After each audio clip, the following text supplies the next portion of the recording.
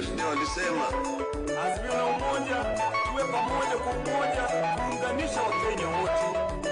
Oh baba, Raila Amolo Odinga, the fifth president wa tano katika nchi yetu ya Kenya, tunasema Mungu, jina ndugu yetu vizuri, baba yetu, tuendelee mbele.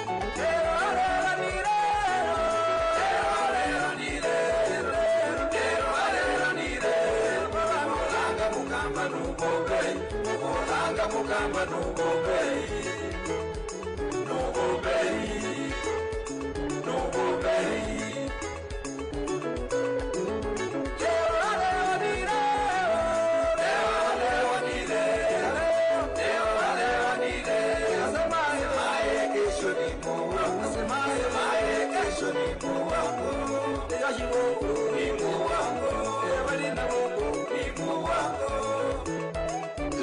Kenya mpya inawezekana.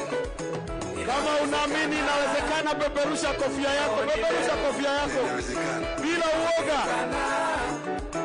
Leo ni leo, Kenya mpya inawezekana. Inawezekana. Kila mtu aseme leo ni leo, inawezekana. Inawezekana. Inawezekana. Leo ni leo, itawezekana. Azimio la umoja, yani pamoja kwa umoja. Asante DJ. Kila mtu aseme pamoja. Niombe tuanze kutoka juu, na sasa sote tumkaribishe kinara wetu mpendwa, His Excellency Engineer Dr. Raila Amolo Odinga. Raila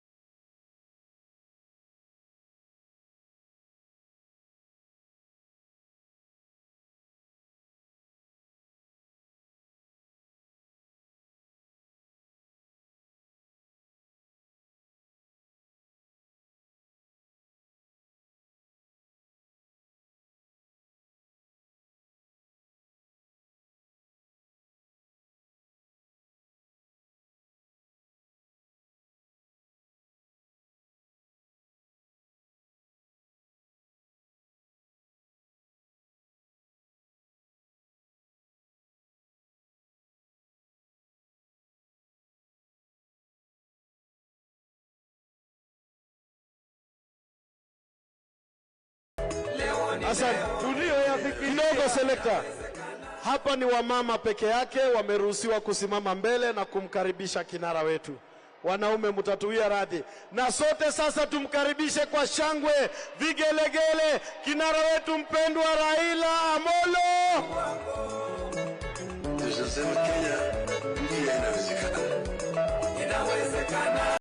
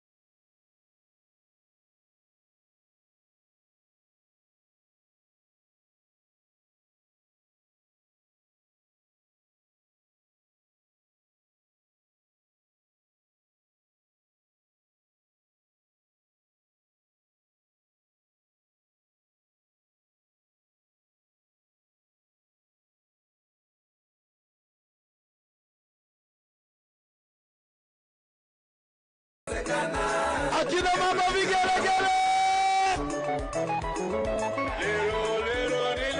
Watu waluya ndani ya nyumba.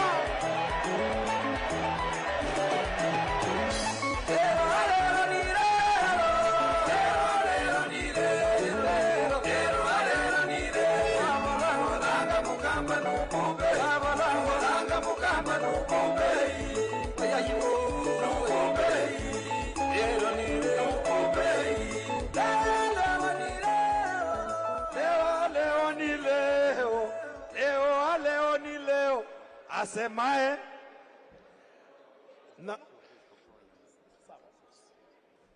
naomba popote ulipo shika kofia mkononi. Shika kofia mkononi, nikisema ODM nijibu tuko tayari. ODM. ODM. ODM. Asante sana, tupate kuketi.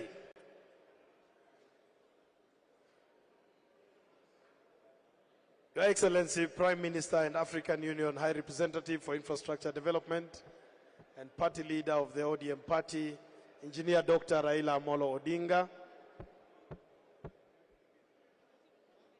All protocols observed. May I, with all humility, request that for the official start of our function, in respect of our nation, that we all be upstanding for the national anthem, to be followed by the East African Community Anthem. And may I request that we all remove our caps from our heads.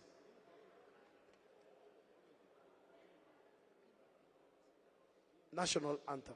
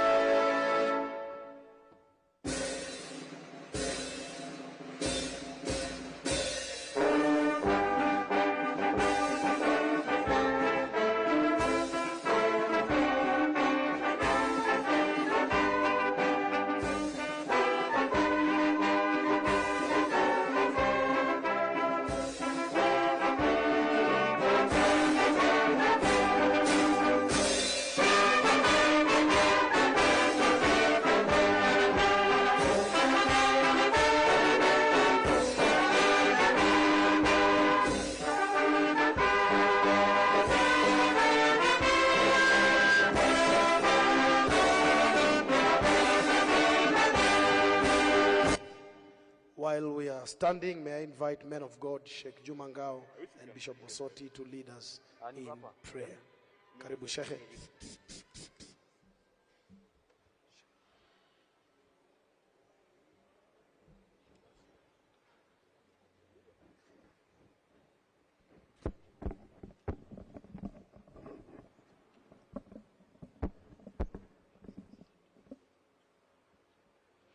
أعوذ بالله من الشيطان الرجيم. بسم الله الرحمن الرحيم. الحمد لله رب العالمين، والصلاة والسلام على نبينا محمد عليه الصلاة والسلام. يا الله يا الرحمن يا الرحيم، يا ملك القدوس، يا سلام، يا مؤمن، يا مهيمن، يا عزيز، يا جبار، يا متكبر، يا حنان، يا منان. نسألك يا الله ulete Kenya baraka nyingi na amani nyingi wakati huu ambao ya Allah tuelekea kwa uchaguzi mkuu. Tukushukuru ya Allah kwa kuwa rais wa Jamhuri ya Kenya umemuongoza na ukamgusa pamoja na serikali yake, na wakaamua rais mwingine wa Jamhuri ya Kenya ni mzee wetu Raila Amolo Odinga. Twajua ya Allah haya ni mapenzi yako. Uhuru Kenyatta asingetamka haya bila mapenzi yako. Basi twakuomba ya Allah, Jamhuri yote ya Kenya iunge mkono endorsement hiyo ya juzi, na mwezi wa 8 ya Allah Raila Amolo Odinga ashinde kura nyingi zaidi na aunde serikali ya Kenya. Ya Allahu ya Hananu ya Mannanu, twakuomba mbariki Rais Uhuru Kenyatta kwa uamuzi huu, baraza lake la mawaziri, baraza la magavana, baraza la senators, women reps na kila kiongozi. Ya Allah, ya Allah, tunakuomba grupu ni mbili. Ya Allah, kuna grupu hii ya Raila Amolo Odinga ambayo ni corruption free, haina ufisadi. Kuna grupu nyingine ya Allah ni wafisadi. Na wewe umesema kwenye Qur'ani, inna Allaha la yuhibbul mufsidina, Mwenyezi Mungu hapendi wafisadi. Basi twakuomba ya Allah, wale wafisadi usiwape mamlaka. Twakuomba ya Allah, wale mafisadi usiwape mamlaka. Twakuomba ya Allah, ya Hananu ya Mannanu ya Jabbaru, anta ala kulli shay'in qadir, nas'aluka ya Allah, wale mafisadi usiwape uongozi. Uongozi mpatie baba yetu, mzee wetu Raila Amolo Odinga. Bariki jeshi la nchi kule Somalia, walinde ndugu zetu Somalia na yule adui al-Shababu. Bariki jeshi la nchi, polisi na kila kiongozi, bariki ya Allah. Twakuomba ya Allah kwa kutukufu, basi bariki na utukubalie. Rehema na amani zimshikie mtume wetu Muhammad alayhi salatu wasalam, walhamdulillahi rabbil alamin, amin.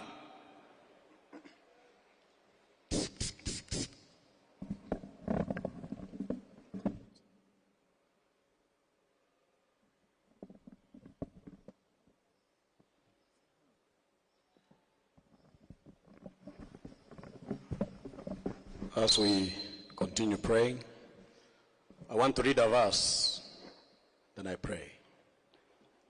The Bible says, now when the attendant or the servant of the man of God had risen early and gone out, behold, an army with horses and chariots was circling the city.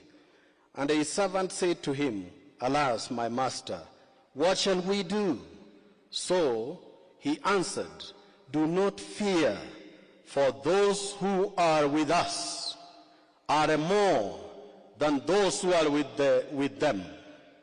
Then Elisha prayed and said, O Lord, I pray, open his eyes that he may see. And the Lord opened the servant's eyes, and he saw, and behold, the mountain was full of horses and chariots of fire all around Elisha. Those who are with us are more than those who are with them. Shall we pray? Heavenly Father, the Father and the Lord of our Father, of our Savior Jesus Christ, today we pray that God, thank you for giving us life, and thank you for bringing us to this auditorium. It is not by mighty, it is not by power, but by your Spirit, the Bible says. Today, Lord, I pray for this meeting of the National Governing Council of the Orange Democratic Party of Kenya, led by His Excellency Honorable Raila Amolo Odinga, and them that are under him, helping him in this work. Whatever that shall be discussed and deliberated today, I pray that you be the leader. And I know this is an electioneering year when we as Kenyans are looking for the person who is going to lead Kenya in the next government. And we are convinced beyond any reasonable doubt that you from heaven has anointed this man, Raila Amolo Odinga. And them that are around him are more than them that are in the other side. We pray, Father God, that you give us peace even in this campaign period, that you give us good health even in this campaign period, especially for our presidential candidate. We pray for the meeting today, we pray for the meeting tomorrow, we pray for the meeting on Sunday, that you will be seen, and at the end of the day we will say, better is the end of a thing than the beginning thereof. We bless you and we thank you, for we pray this trusting and believing in Jesus Christ our Lord, and God's people say amen. Thank you. Niombe tuketi. napomkabidhi nafasi hii katibu wetu mpendwa wakili Edwin Sifuna. Niombe makofi mazuri ya Secretary General wetu.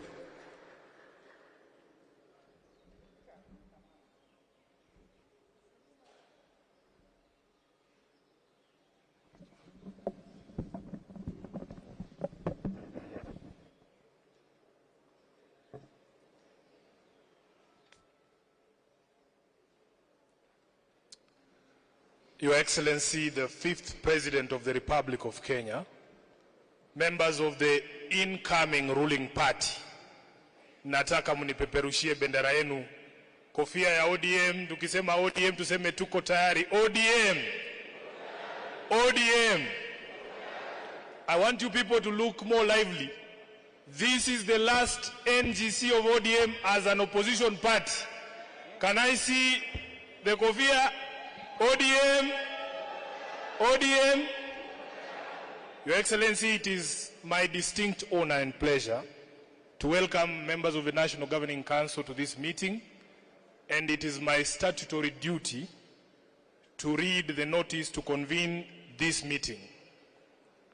In accordance with Article 7.42, as read together with Article 7.43 of the Orange Democratic Movement Party Constitution, and considering the obligations of the Office of the Secretary General as set out under Article 6.35 of the ODM Constitution, notice is hereby given to formally convene a meeting of the National Governing Council on this Friday, 25th February 2022 at Bomas of Kenya in the county of Nairobi.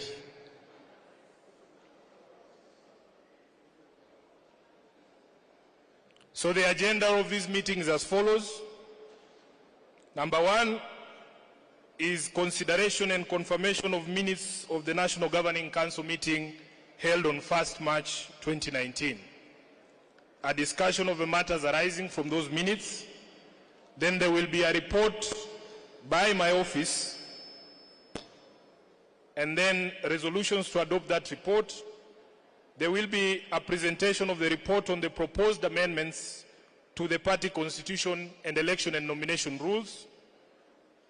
And a question will be put to the Governing Council to adopt those resolutions as were passed by the National Executive Committee yesterday. There will be a report on elections of national officials and the grassroots officials.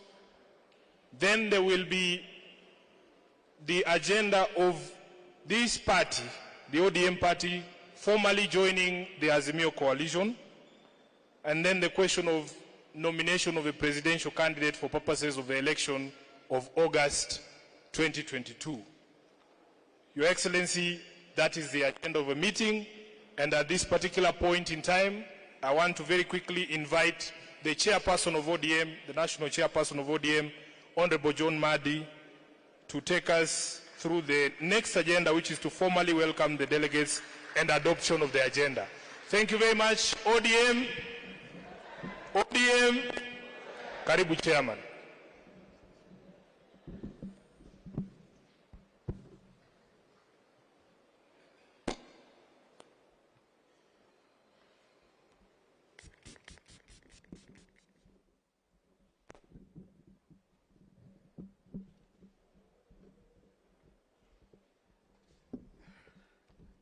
Thank you, SG. Your Excellency, the incoming President of the Republic of Kenya, Raila Amolo Odinga.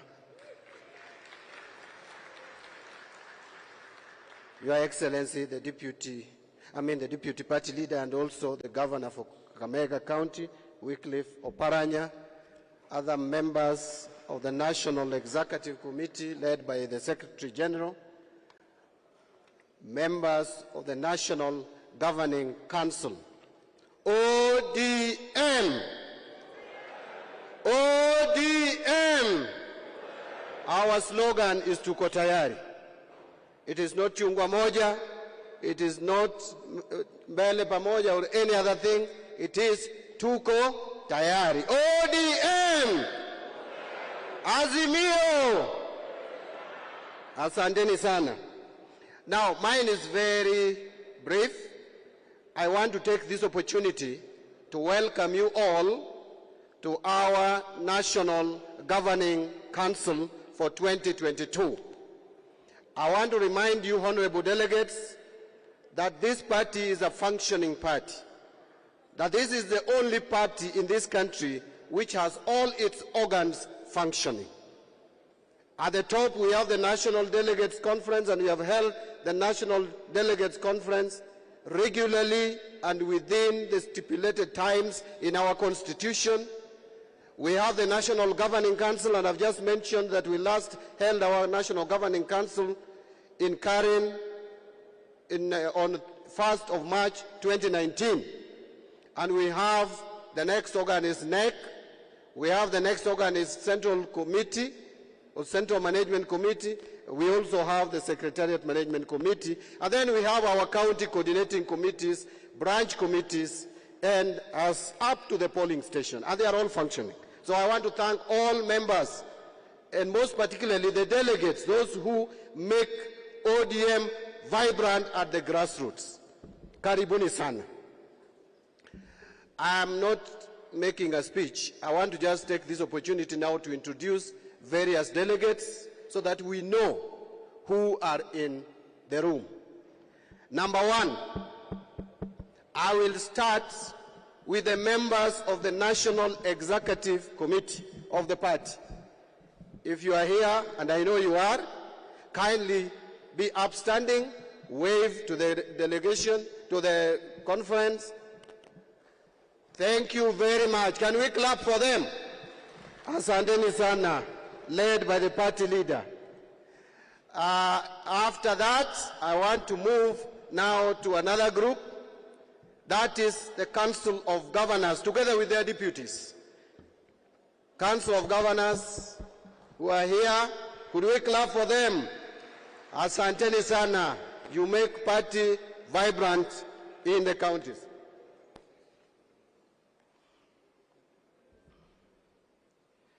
I want to go now to our county coordinating. No, before I go there, please forgive me. I want to move to Parliament. And when I talk of Parliament, it is Parliament, not National Assembly or Senate, members of Parliament, including IALA members who are in the House. Kindly be upstanding so that full House almost. Could we clap for them? Asanteni sana. Next now, honorable delegates, I want to now introduce all our chairs of county coordinating committees. 47 of them. 47 members. Thank you very much. A round of applause again. Now I'm moving to the chairpersons of branch executive committees. 290 in the House. A big clap for them. Thank you very much. Asanteni sana.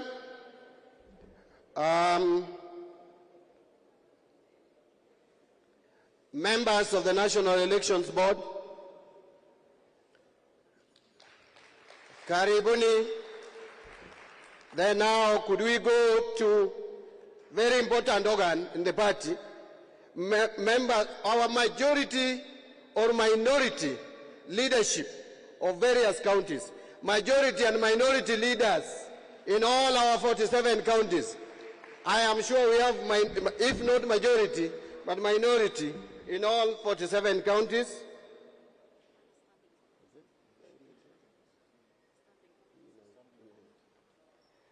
Haya.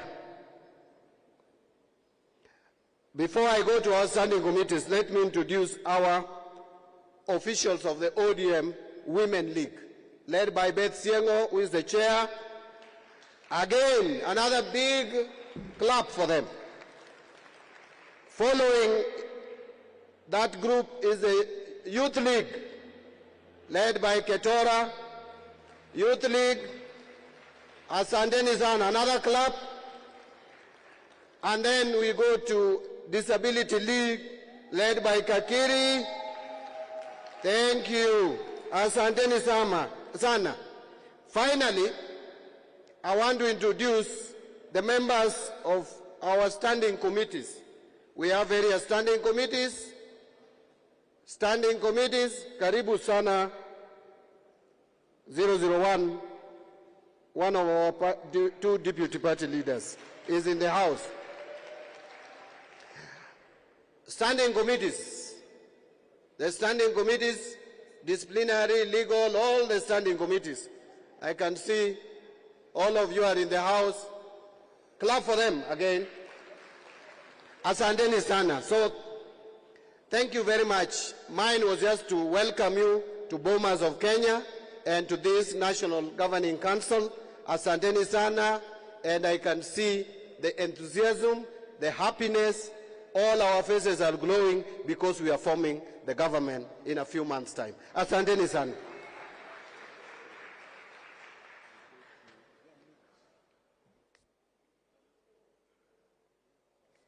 Wait, DJ, as we move to the next phase, DJ, tafadhali, I hope you are not asleep.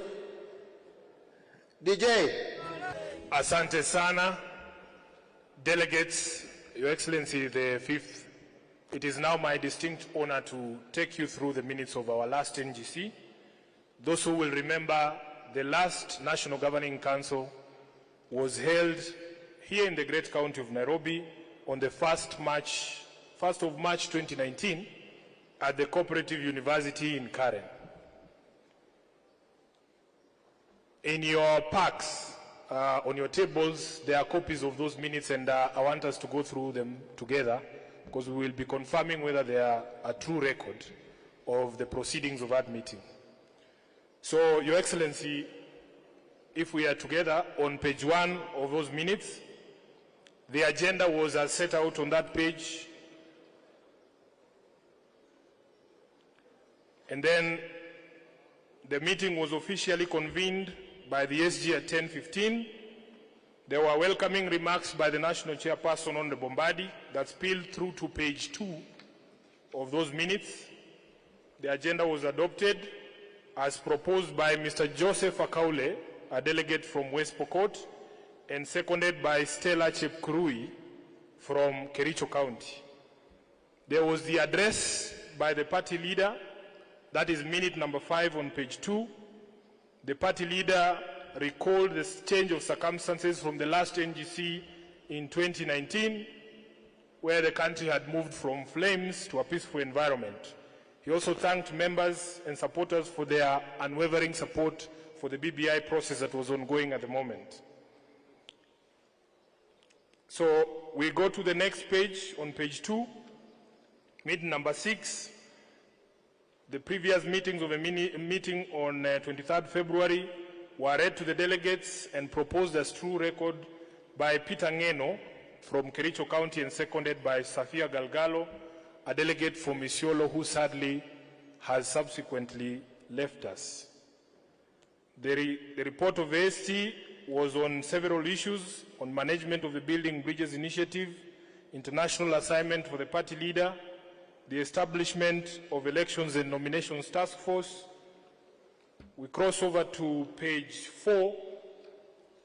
There was a report on orientation of the new members of the National Executive Committee, the question of county leadership outreach, which is a role that you had charged my office with, strengthening of Grassroots Party, a report on the by-elections that had been held since February 2018,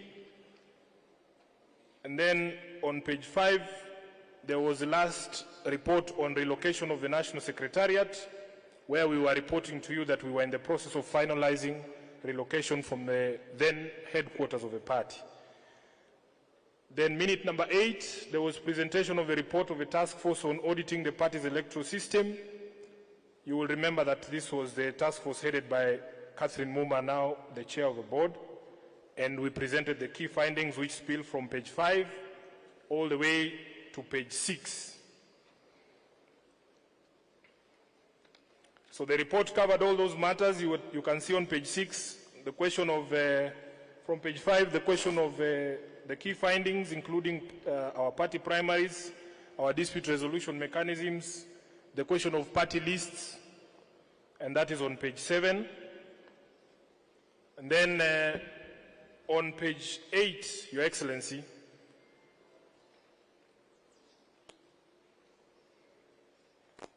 you can see from the top there that Senator Wako had proposed that the NGC members be allowed to send their views on the report to the National Secretariat for Incorporation, and in my subsequent report, you will see that those contributions were considered. Then there was a report on disciplinary matters. Number 1, regarding the Member of Parliament for Malindi constituency. Then on page 9, the matter regarding Honorable Suleiman Dori, now deceased. Then on to page 10, the resolutions on the disciplinary committee report, which was adopted by the National Governing Council. Page 10 and 11 capture some of the remarks. You can see the remarks from the delegation from Kilifi County, since the report on the disciplinary process touched on one of their members. And then minute number 10, there were resolutions of the National Governing Council. Number 1, to adopt the report of the task force. And then on the last page, Your Excellency, the recommendations by NEC on the disciplinary cases were also adopted with certain amendments by the members of the National Governing Council. So the resolutions were unanimously adopted by members as proposed by Ali Waziri Abubakar, who again, Your Excellency, sadly left us, a delegate from Webuye, and seconded by Honorable Mercy Chebeni, our nominated senator from Bungoma. There being no other business,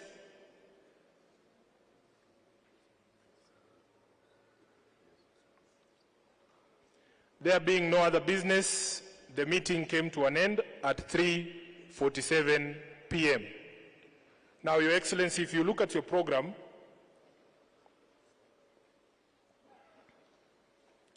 I am supposed to next give you a report on all these matters, but with utmost humility, Your Excellency, I wanted to request that at this particular juncture, we all be upstanding to observe a minute of silence for all those members who were with us in the last NGC, but have since departed. So we will take off our kofias, and please, all of you who are able to stand, please let us be upstanding for a minute to observe a minute of silence. Thank you very much.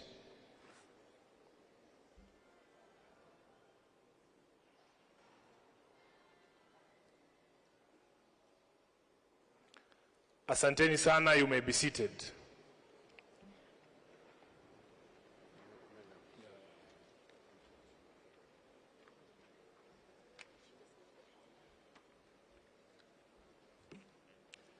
Quickly, Your Excellency, to the next agenda, and I'm going to run through it very quickly. I have another statutory duty of giving a report to the National Governing Council, and it will cover the period between our last NGC and this morning.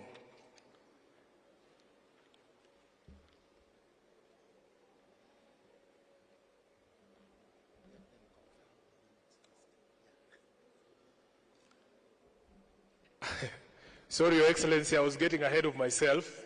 I'm being reminded, the Chairman, we need to confirm those minutes to be a true record of the last NGC and to adopt them. So, Chairman.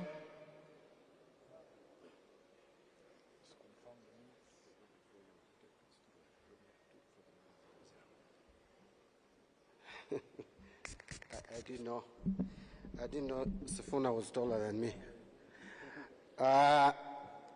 Honorable members, I think what we are going to do is just to have two of us to propose, one to propose and the other to second the minutes for discussion, adoption of the minutes for discussion.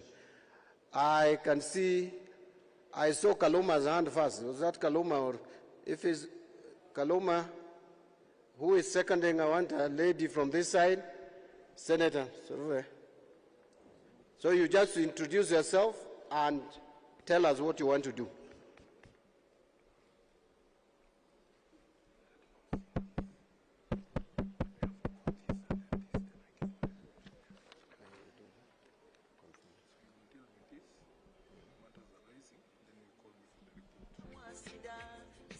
I'm George Peter Opondo Kaluma, Member of Parliament for Homa Bay Town and a member of the National Governing Council of the Orange Democratic Movement. I propose the minutes of the ODM National Governing Council meeting held on 1st March 2019 at Cooperative University, Karen, Nairobi, City County, for deliberation and adoption by the members of the National Governing Council here present. Thank you. Thank you. Thank you. And Senator, now that Kaluma has said so much, I think you will just introduce yourself and say you second. Give it to Mr. Rove.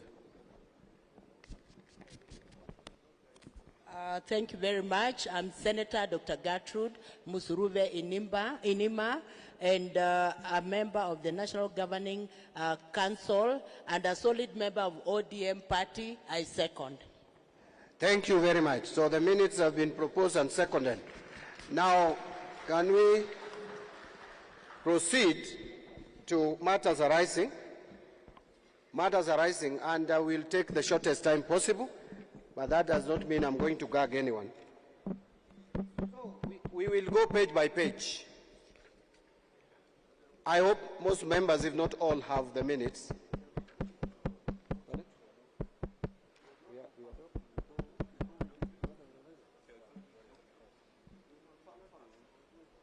Okay, let's vote on it. The adoption. It's a matter of procedure.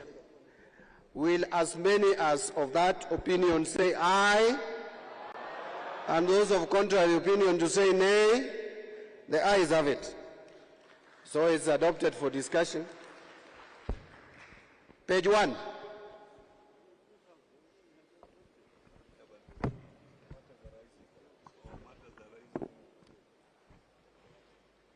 We are on matters arising, and we will go very fast. Page 1, I don't think there is anything there. Page 2, addressed by the party leader, is a substantive item on page 2.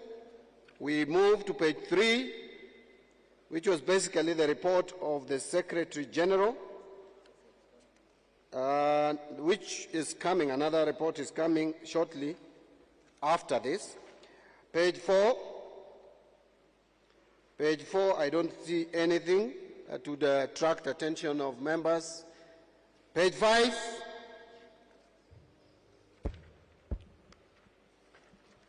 Page 6. Of course, there will be a report on party primary elections and dispute resolutions and such like. Party list on page 7, I think also Catherine Moma will cover that on how it will be done this time. We go to page 8, a report on disciplinary matters, because there is the issue of Aisha Juma there. The Suleiman Deori is no longer with us. Page 9. Page 10.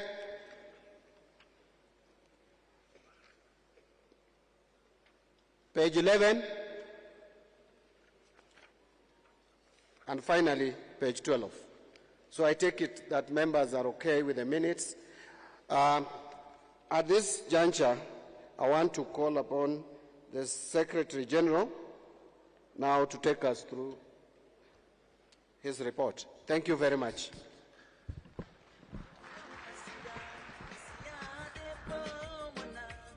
Thank you very much, Chairman, and Your Excellency and the delegates. I want to very quickly run through the report of my office, which covers the period from March 2019 through to February 2022. During this period, the party undertook and accomplished a number of programs and activities. These include, but are not limited to, party reorganization, revitalization, managing the BBI, staff target setting and identification, acquisition and relocation to new physical facilities for the National Secretariat. So number one, Your Excellency, on grassroots party strengthening, in the last NGC, it was resolved that the party should embark on strengthening branches and filling vacancies occasioned by natural attrition, defections, and other causes. It is my pleasure to report to this Council that in pursuit of this objective, the National Office and Secretariat have established the following. Number one, we now have a monthly disbursement scheme to county coordinating committees to cater for office rent and related overhead expenses. Currently, Your Excellency, 43 out of the 47 counties receive the monthly transfers. The remaining 4 will be enjoined in the program as soon as their internal challenges are resolved, and we're working with the chair of the board to resolve the question of the leadership. So, Your Excellency, the Orange Democratic Movement now has offices at the county level in 43 of the 47 counties, fully supported by the National Office. Number 2, Your Excellency, on strengthening coordination and communication with the branch offices, the Council of County Chairs, an initiative of chairpersons of the county coordinating committees, has become a vital linkage between the National Office and the regions. With the assistance of the National Secretariat, this body has held bi-monthly meetings to share experiences across regions and engage the various organs of the party for important input. The strong coordination and positive relationship between the county offices and the National Secretariat has been exhibited in, among others, nomination of the Chair, Migori County Coordinating Committee to observe national elections in the Republic of South Africa, and the appointment of 2 county chairpersons, namely Richard Tyro and Emily Awita of Taita Taveta and Siaya counties respectively, as members of the reconstituted National Elections Board. It is in recognition of the foregoing and need to further recognize the vital link between the national and county offices that today the National Executive Committee will be proposing to you, the Governing Council, to recommend to the National Delegates Convention to amend the ODM party constitution to create the Council of County Chairs as an organ of the party. Your Excellency, with NEB supervision, there has also been harmonization of the party leadership throughout the country, and the chair of the NEB will give her report on that. We hope to conduct full grassroots party elections sometime next year, and this is a matter that the NEC will also be putting before this council this morning. Your Excellency, we all know about the Building Bridges initiative. I want to take this opportunity to thank members of ODM at all levels, from the county leadership to our MCAs, to the county coordinating chairs and the branch chairs, for supporting that initiative. Of course, Your Excellency, it was not without challenges, the most visible being the political onslaught led by our detractors and supported by a motley of civil society activists. This led to a court challenge that culminated in the declaration of the initiative as unconstitutional. Of course, the appeal is currently awaiting determination by the Supreme Court of Kenya, but Your Excellency, we are behind you 100% in the vision that you had to achieve under the BBI. Next, Your Excellency, I want to report on the reconstitution of the National Elections Board. The NGC at its last sitting received and adopted in its entirety the report tabled by the task force led by Madam Catherine Muma. Consequent thereto, the NEC organized a 3-day retreat in Nakuru to deliberate on the implementation of that report. I also want to report that, in fact, members of the National Governing Council, we were able to receive input from across the country on what needed to be done. In August of 2020, a new National Elections Board was appointed and mandated to implement the reforms in the report.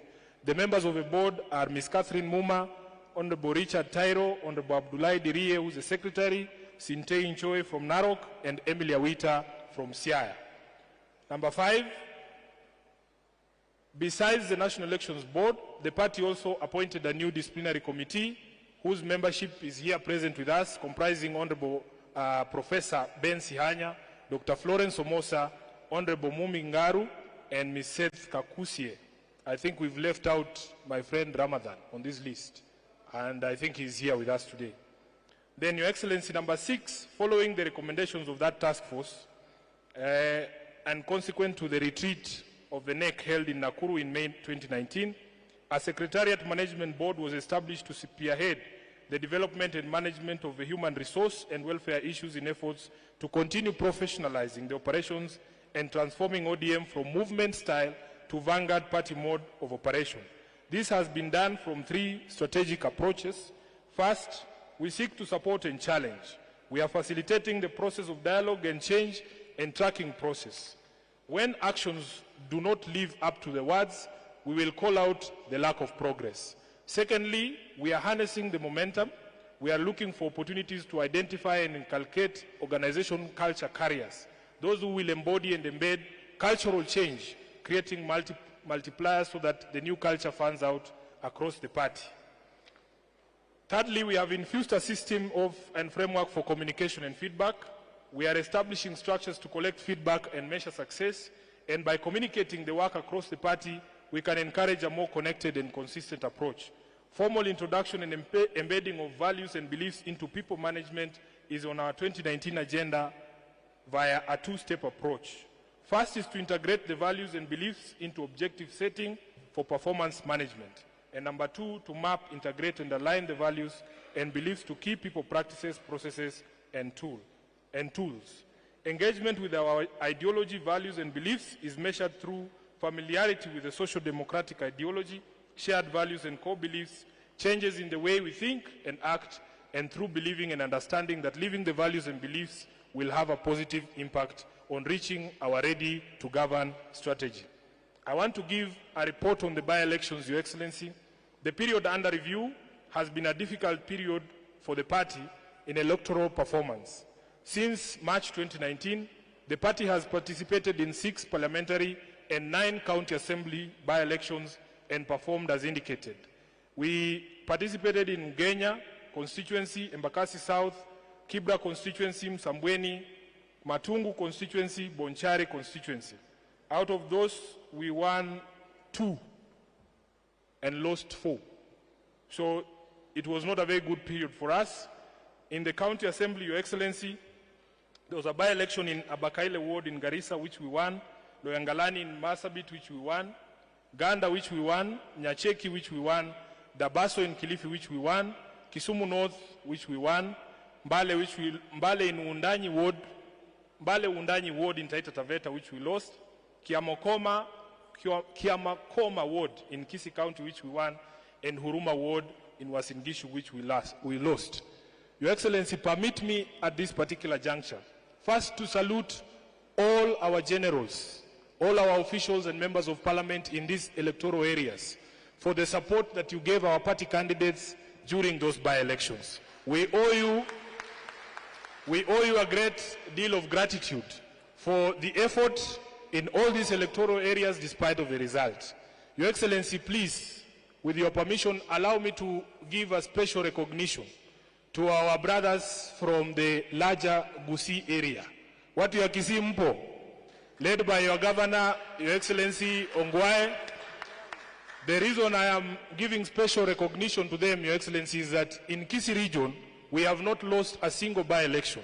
All of them have been won, including the latest one, the last one, our last born in Bonchari, which all of you who followed know was a very difficult fight. So on behalf of the National Executive Committee and the National Secretariat, thank you very much, Your Excellency Ongwae, and all the teams in Kisii for all the work you've done. Thank you very much, my sister Honorable Janet Ongera. We know the fights that we are into, and we hope that going forward. Wasimame, mzee anasema msimame mpigiwe makofi. Timu ya Kisii iko wapi? Na mheshimiwa Oimeke yuko wapi? Sijamuona, lakini asanteni sana for the good work that you have done. Ako wapi? Oh, huyo ndio last born wetu anaitwa Pavel Oimeke, mbunge wa Bonchari. Thank you very much. Oh yes, I forgot Bobasi, which you also won. Thank you very much, Bobasi Church Award. Thank you, Your Excellency. Now, Professor Ongeri. Yes, I have recognized you, my senator. We worked with you very well in Bonchari, and thank you for the good work. So, Your Excellency, I want to very quickly go to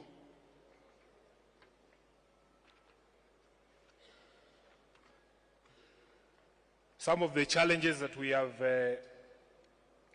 had during this particular period.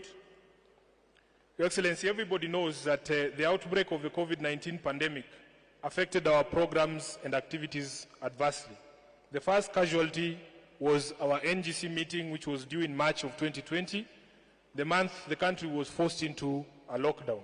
Other party initiatives that suffered include the conduct of grassroots elections and activities at the National Secretariat, the activities of our leagues, the Women League, the Youth League, and the Disability League, as a number of, and also at the National Secretariat, because a number of our staff members were directly or indirectly affected by the pandemic. The second challenge, Your Excellency, was managing of the coalitions that the party was in then. Coalitions by their nature are very delicate. The NASA coalition established in March 2017 through a pre-election agreement was not an exception. The synergy and collective strength that the coalition brings waned over time. These were replaced by wrangles and unreasonable demands upon your party, ODM. The NEC therefore resolved on July 28, 2021 to formally disengage ODM from the NASA coalition. As we inch towards new coalition and new coalition partners under the Azimio la Umoja, these lessons that we learned will prove vital. Number three, Your Excellency, we still face the challenge of underfunding as a party. Political parties are expected to maintain physical offices in at least half the counties, run programs, and fund election campaigns. These require major financial muscle. The Political Parties Act 2011 provides for registration, management, funding, and other matters to do with political parties. On funding, it specifically provides that not less than 0.3% of annual revenue shall be allocated to the Political Parties Fund, and that 95% of that fund shall be used for political party administration, shared to qualified political parties based on their strength. In 2016, ODM filed a case in court seeking the orders of mandamus for the Treasury to be compelled to obey the law and allocate the correct amount. This is because since this law was passed, Your Excellency, Parliament and Treasury have never complied with the law. We also prayed that the National Treasury and Parliament be ordered to pay arrears accruing for ODM, which amounted at the time in 2016 to 5.3 billion Kenya shillings. In spite of the court judgment in our favor, the National Treasury has continued to violate this provision with impunity, thereby curtailing our capacity to fund our activities.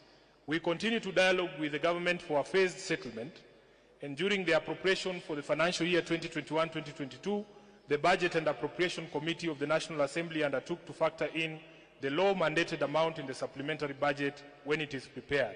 At this particular juncture, Your Excellency, allow me to also recognize members of Parliament of ODM who have given very strong support to the party on the floor of the House and even with the engagements with Treasury, so that we are able to achieve this settlement. I want to recognize our chairman, Honorable Mbadi, who has been a very strong champion. I want to recognize Honorable Junet Mohammed. Is he here? Yes, thank you so much, Junet. I want to recognize Honorable Anthony Olwoch from the Legal Affairs Committee. Thank you very much. Your Excellency, Honorable Olwoch was the one who was able to get us a speaker's ruling saying that this time round the Parliament must allocate some money towards settlement of the amount, which as we speak right now, yes, as we speak right now, stands at a whopping 8 billion Kenya shillings.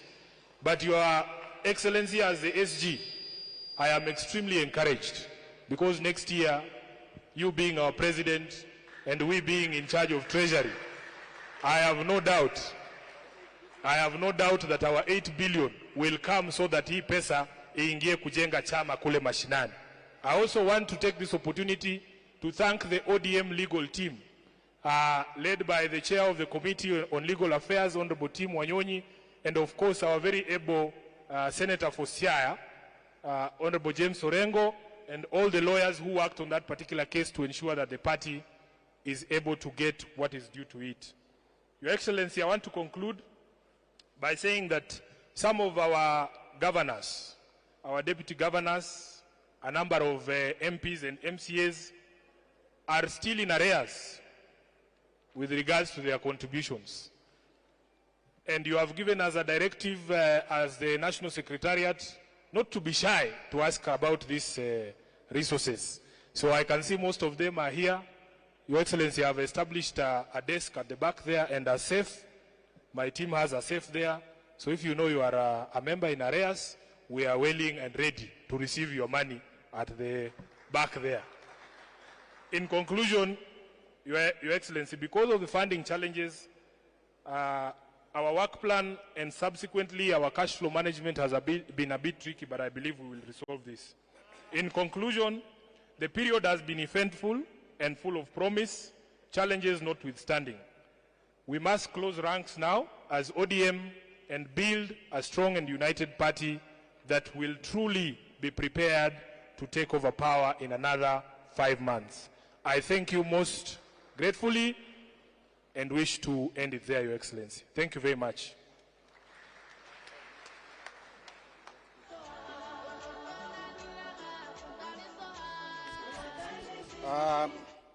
Thank you very much, SG, and thank you very much, delegates, for listening to SG's report. I just want to ask us to adopt this, the resolutions of the SG, the report. The report of the SG. Proposer, I'm going to Beth Siengo. Then I come this side. I now want a man.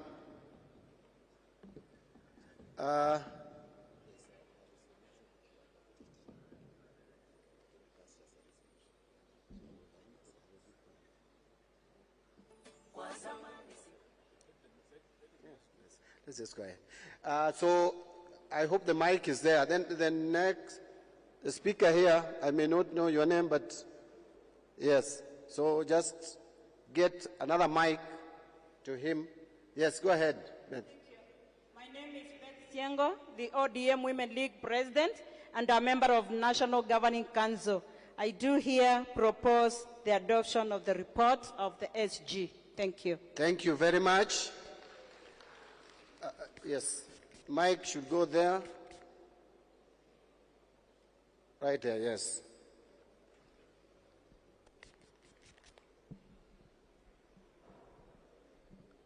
Thank you, Chairman. My name is Abdikay Rubo from Garissa County, the Dab constituency, ODM aspirants. I second. Thank you very much. It's proposed and seconded. Will, as of a similar opinion, say aye. Those who are holding contrary opinion say nay. The ayes have it, and the report of the SG is adopted. Honorable members, allow me at this juncture. Pardon? I am being told that the seconder is an observer. Is not a member of, is a special team of the county. Oh no. We have to have a member. I don't want to use the word genuine member. Are you a member of the NGC? Please, that's majority leader of Garissa County. I know that is definitely a member of the NGC.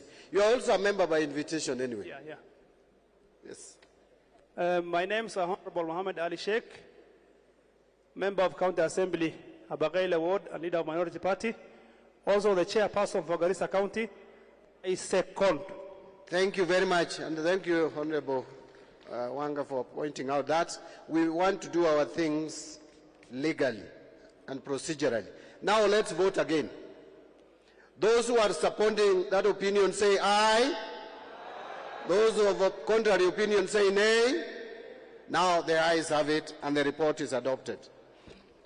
Honorable members, allow me to move the meeting forward to where we are going to the legal committee.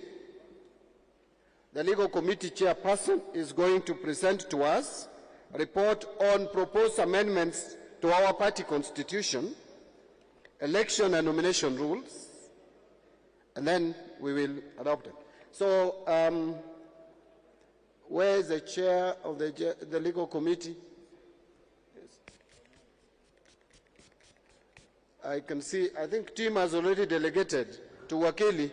So Wakili, I know you are going to take 10 minutes like you did at the next meeting. 10 minutes, I hope. Your Excellency, the party leader, the deputy party leaders, the chairperson, SG, members of the NGC, all protocol observed. My name is Frederick Orego. I'm the convener of the ODM Legal Committee drafting, the team that did the drafting. Kuja huko mbele.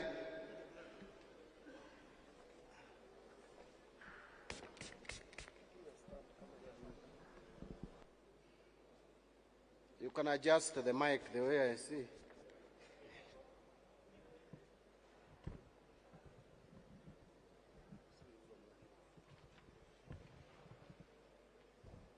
Thank you very much.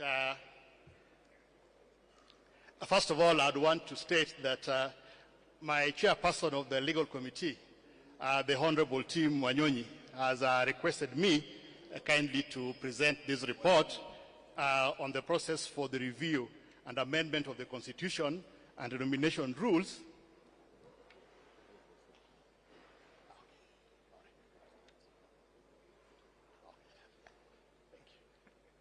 Has requested me to make this presentation on his behalf. I introduced myself when I was down. My name is Frederick Orego. I'm a member of the ODM Legal Committee, and I convened the committee that drafted the proposed amendments to the Constitution and the party nomination and election rules. First of all, I would want to state that the legal committee was appointed sometime on the 25th of September 2020. This was in response to a recommendation that had been made by the task force that was appointed by the party leader after the 2017 general elections. One of the things that had been highlighted in the task force report was that there was need for the party to undertake a comprehensive review of its legal framework to underpin our electoral processes. So the first thing that we did as the legal committee after our appointment was to review our constitution, the one that was adopted by the NGC that held its meeting on the 31st of October 2016, together with our party nomination rules that were last adopted by the NGC here on the 5th of December 2014. After we did the review, we held a number of stakeholder meetings. I believe members of the ODM Youth League, members of the Women League, members of the Disability League, and I think we have taken other organs of the party. We had a lot of consultative meetings before we came up with the drafts. The drafts have since then moved through the process and were formally adopted yesterday by the National Executive Committee. Now, in respect of the Constitution, there were a few changes that we have proposed. The changes that we proposed to the Constitution, first and foremost, we tried to do an overall editorial. The Constitution that was adopted in 2014 had a few challenges in terms of the drafting, so we just did an overall editorial and the numbering to make it very easy for you to make reference. And secondly, we looked at the objectives that have been set out in Article 4 of our Constitution. And we said, as SG says, that we are a party of government, we needed to align our objectives to the national values. So we have aligned our objectives to the national values as set out in Article 10 of the Constitution.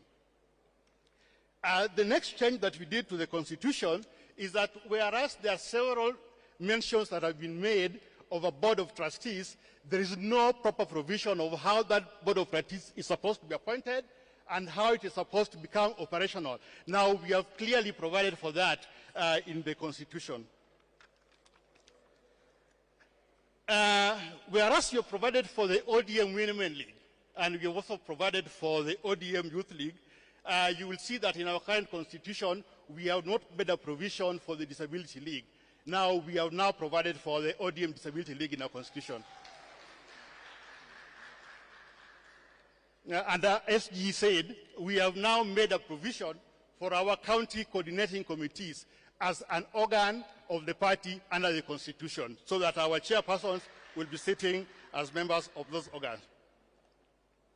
The second last change that we made to the Constitution is that there is a group that are neither youth, neither would they consider themselves old men. We have provided for the Youth League up to the age of 35. But we have got an age group from the age of 35 up to 45 who have got very special needs. It has now transpired. So a special league has been created for this group aged between 35 to 45 years. Makofi. And lastly, in respect of the Constitution, we have now provided for branch chairs of the leagues to be members of our National Delegates Convention. Those are the changes that we have made to the Constitution, and if you've had the opportunity to look at our website, a copy of the Constitution is posted on our website. The second thing that we did was to review our election and nomination rules. And I'd want to state that I think one of the things that came out very clearly in the task force report was that we have had challenges on how we conduct our party primaries and nominations. We have now provided very clear methods of how we can conduct our party primaries and nominate our candidates for various positions. Now, as you may have heard, we have now proposed 4 different methods. The first method is that a candidate will be identified through the process of consensus. The second method is that the party may offer a direct ticket. The third one is that we may use the delegates system, and the last one is that we can go through the process of universal suffrage. Now, those are the 4 processes, and we want to reiterate that we have made very clear provisions that where we are undertaking these processes will be done solely by people who are registered as members of the party and whose names appear on the party register. In fact, in this regard, when Chairman was leading our team in the National Assembly, in the amendments to the Political Parties Amendments Act, and they proposed that only those who are on the register would be allowed to participate in party members. Chairman, you remember this we had already done on our part. The next thing that we did on the rules is that we have now separated the nomination rules from the appeals rules. So we have got a separate rules for nominations, and we have got separate rules for appeals, for appeals that underpin the resolution of disputes arising out of party nominations and arising out of party lists. And number 4, we have come up with a very clear procedure to take care of the party list elections as provided for under Article 90 of the Constitution. How do we nominate people to the Senate? How do we nominate people to the County Assembly? We have made very clear provisions. If you look at the rules from rules 54 to 56, you will see those provisions that we have made. So, in brief, those are the proposals that we have made to the Constitution, to the party primaries and nomination rules, and to the appeals tribunal rules. And this report was presented before the NEC yesterday, and it was adopted. So the Legal Committee requests formally the NGC to adopt the Constitution as revised, the party primaries and nomination rules, and the dispute resolution rules. That is all, and thank you very much, Chairman. Thank you very much, Wakili Orego. I would request that you get some chair somewhere there, because we may move to the next phase, which will require your presence up here. Now, honorable members, Could we clap for him again? Thank you so much. We want to do two things. First is to adopt the report for discussion. Then after that, I will open it to the floor briefly. Quick comments. Then now we will finish. Who is proposing? Senator Wako, I think you want to ask a question. That will be after. So can we have a proposer this side now? Who is ready to propose? TJ Kajwang, this side. I can see some hand. Unfortunately, with the masks, it is hard to know. Still, I can't help myself. But I know you sit next to Abdul Samad. Thank you. Actually, now we need someone from Disability League, and she's one. So let's start with TJ. Then we go to my left.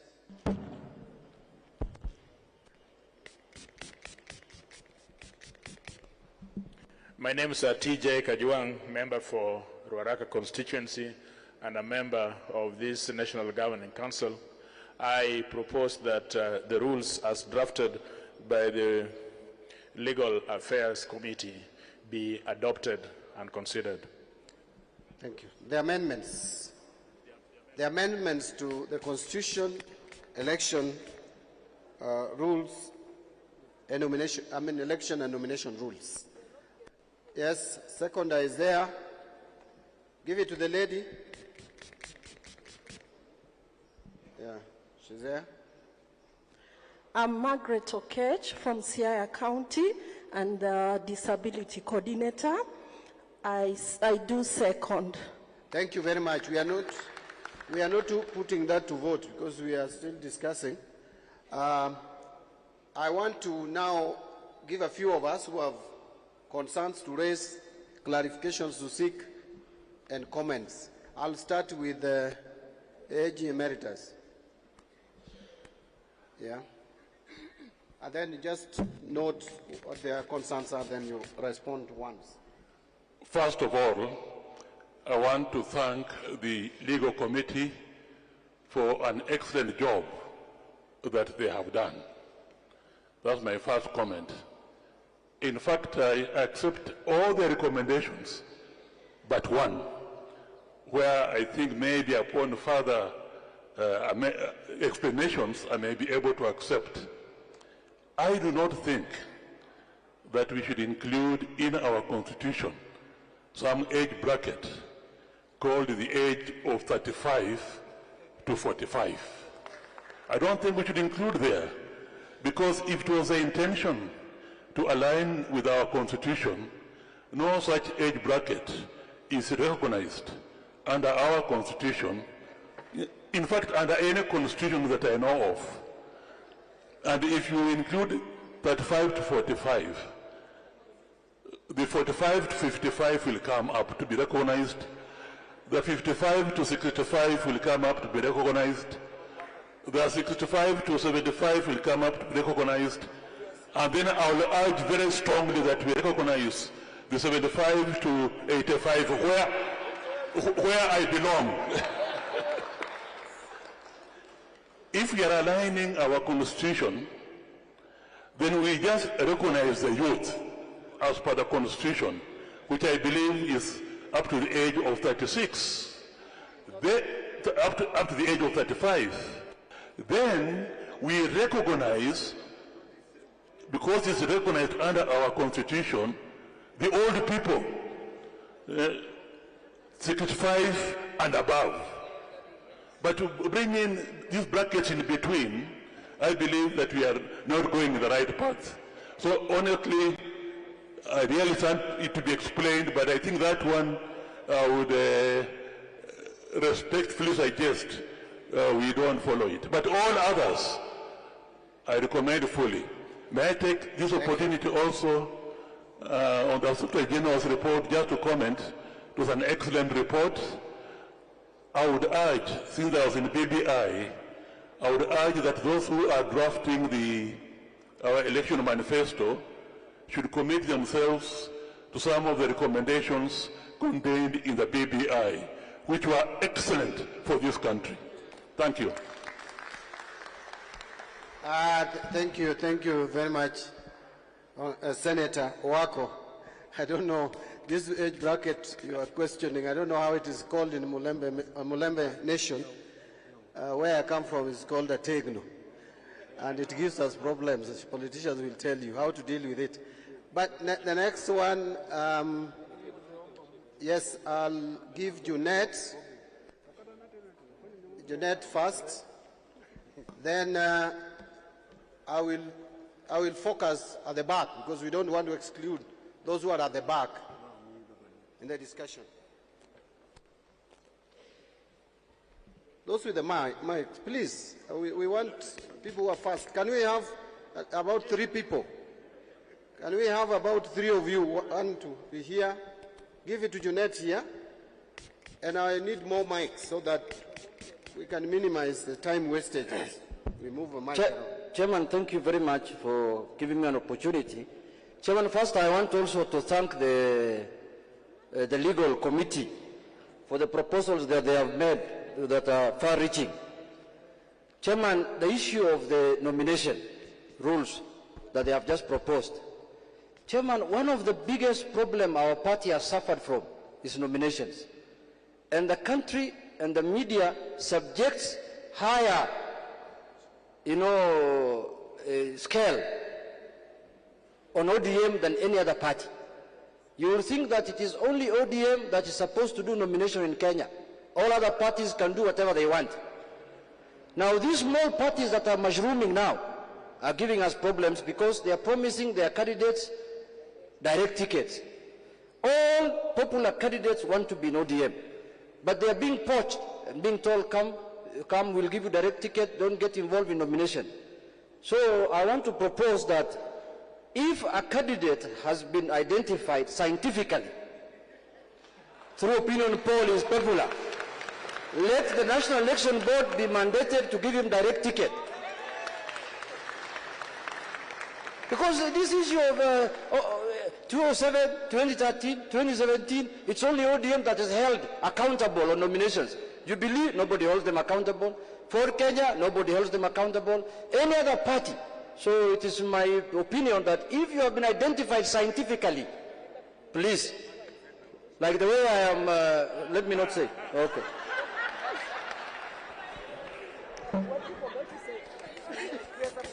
I'm sure that you did say was equally important, but anyway, you are allowed to keep it to yourself for now. Honorable Jeanette, thank you for your contribution.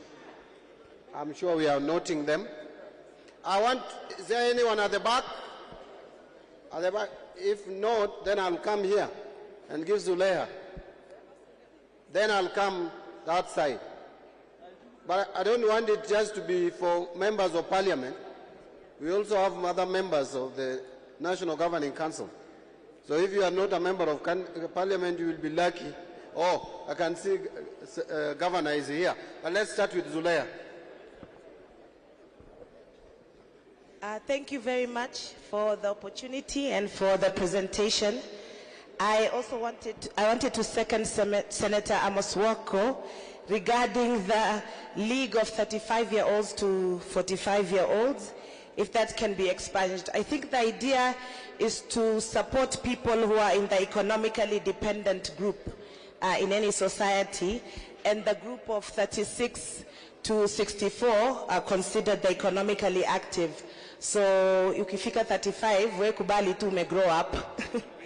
And then in regards to nomination and primaries, I understand that this parliament this time was in danger of being, the president is the one who saved parliament this time because of the two-third gender rule. So I understand that IBC is insisting that political parties, the nomination rules that they send, be compliant of the two-third gender rule. So in addition to Honorable Jeanette's suggestion, I also wanted to suggest that the party as well, if there's a woman candidate in a place and she's doing well in the polls, that she also be given a direct ticket to ensure that ODM's nomination list is compliant with the 2/3 gender rule. Thank you.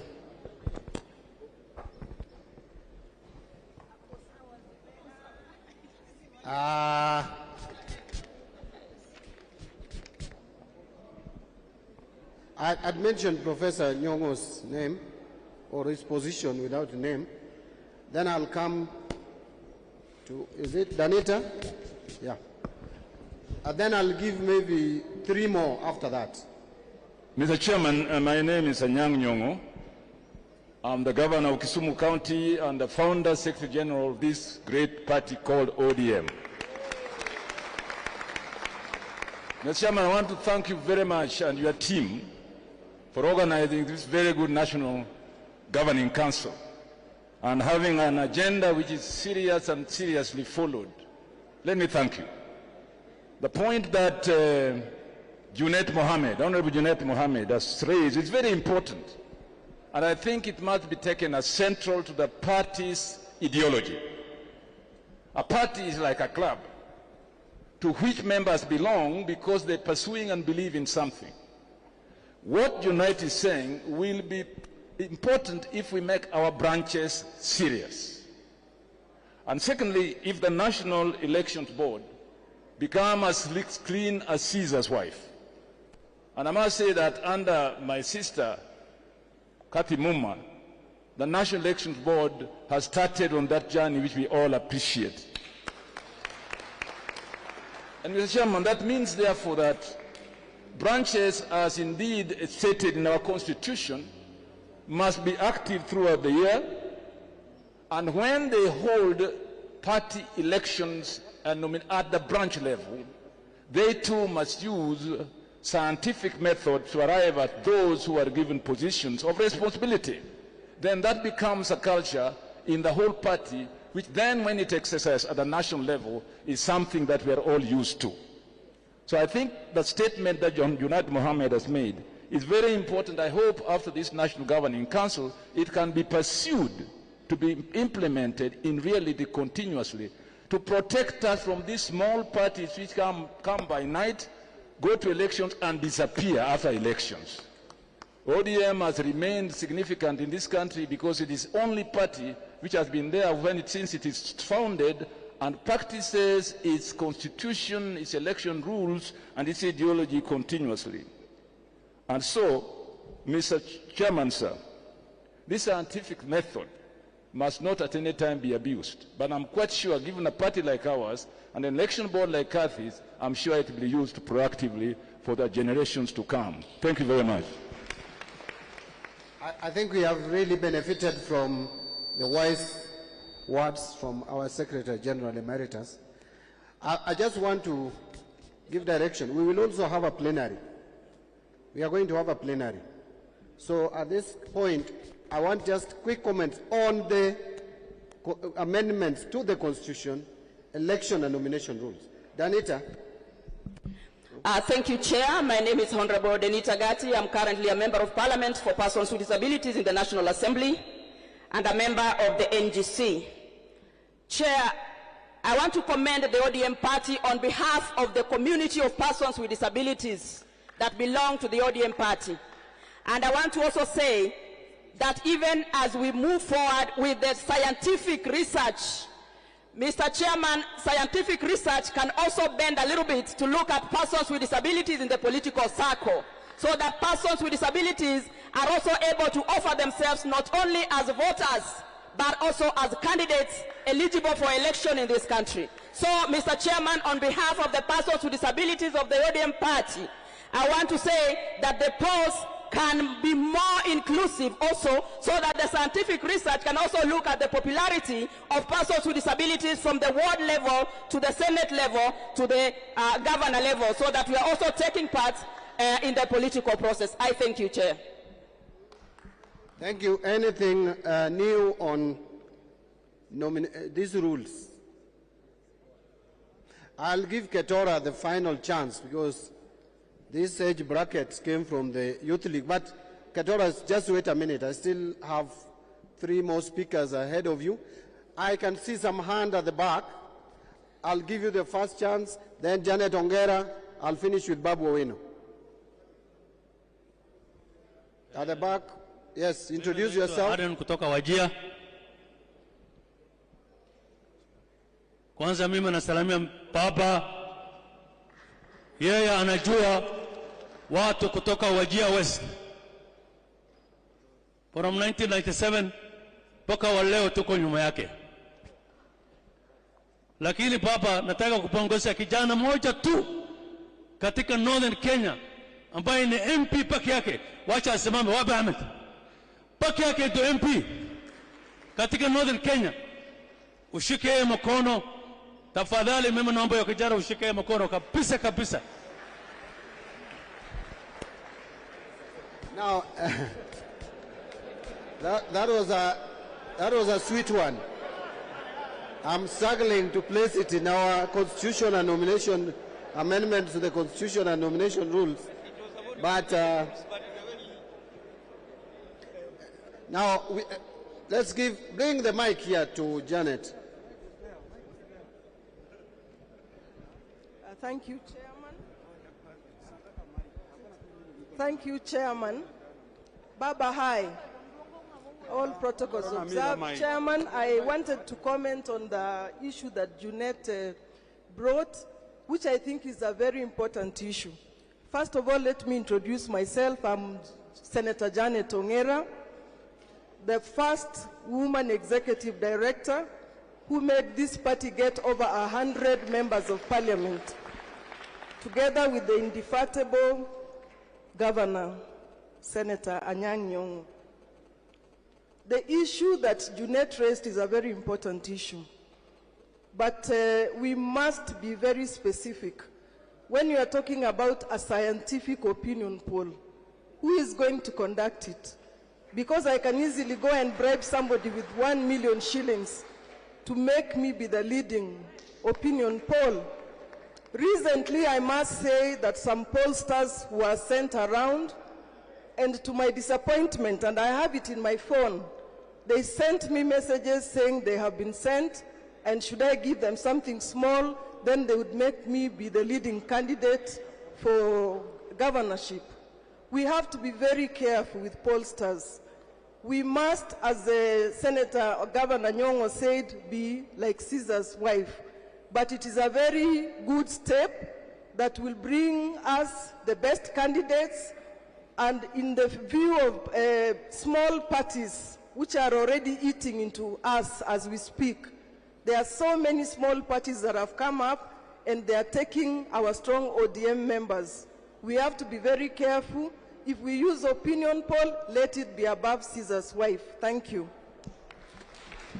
Thank you very much. And again, I want to repeat that we will have plenary at 12:40.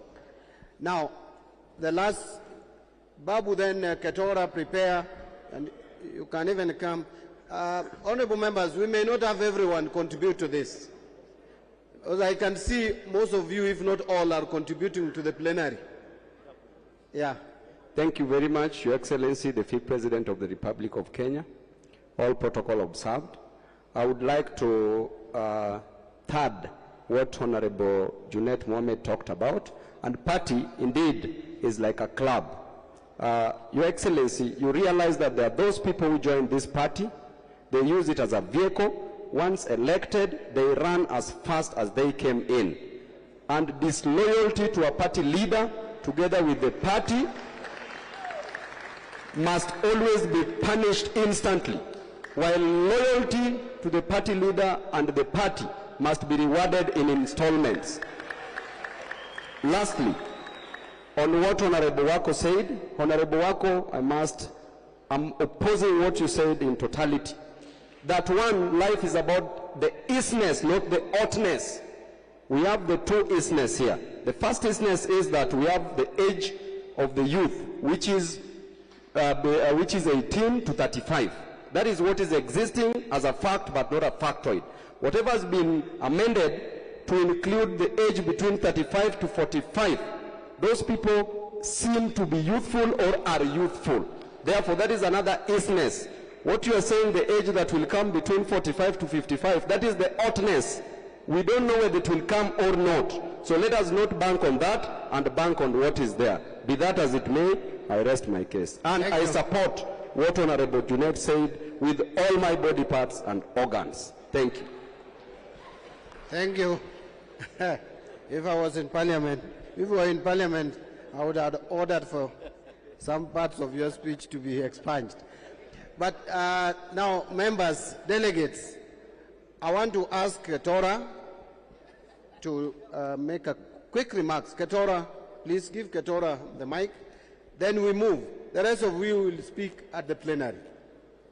Your Excellency, incoming President and honorable delegates, Jambo. ODM. Yeah, I just want to delve a bit on the issue of the incoming league. What we are saying, or what the young people are suggesting, is that once you are past 35, you are deemed to have been an old man or to have gotten to an adult, another bracket.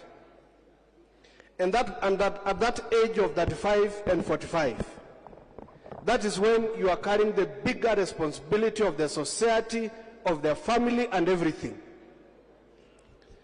And as for politicians, because we are talking on behalf of politicians, they say women, for example in our party, there are rates that women will pay when it comes to fees or privileges. There are privileges that will come for the youth.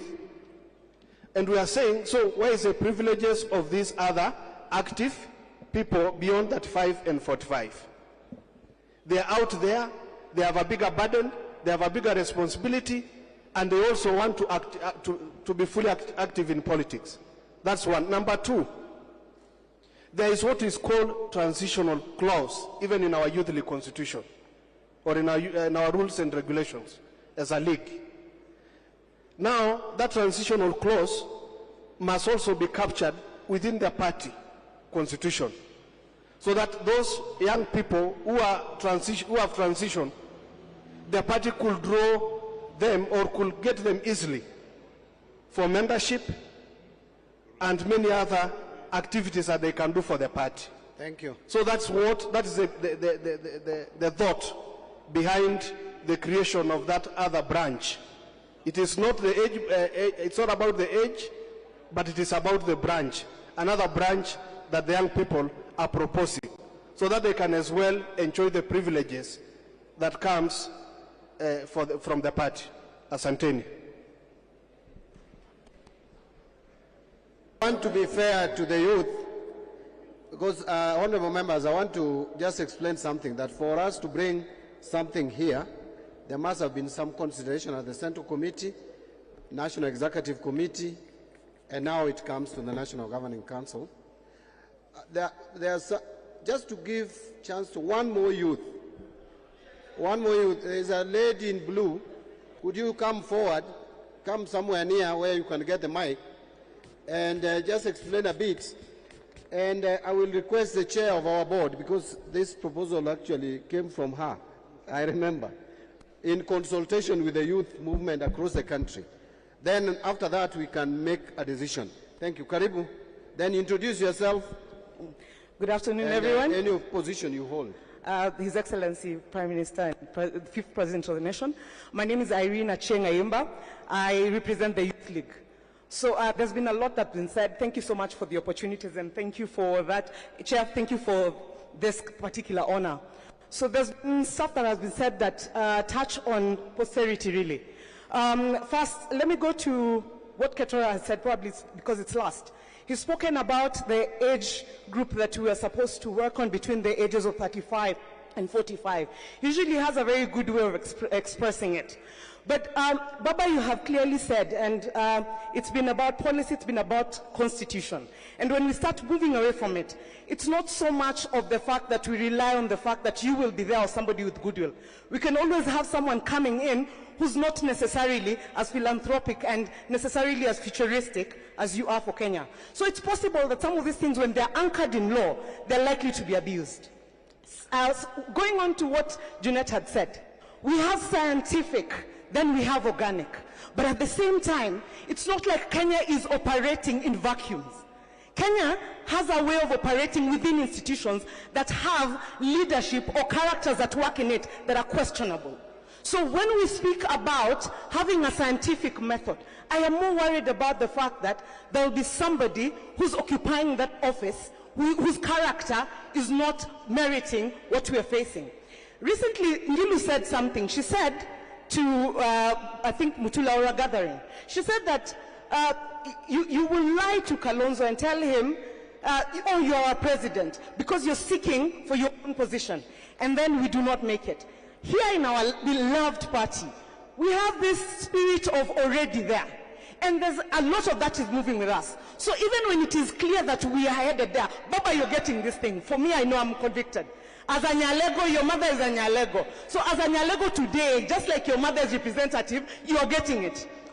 Baba, as you will be president of this nation, you will make sure... Now conclude, please. Okay. Yeah.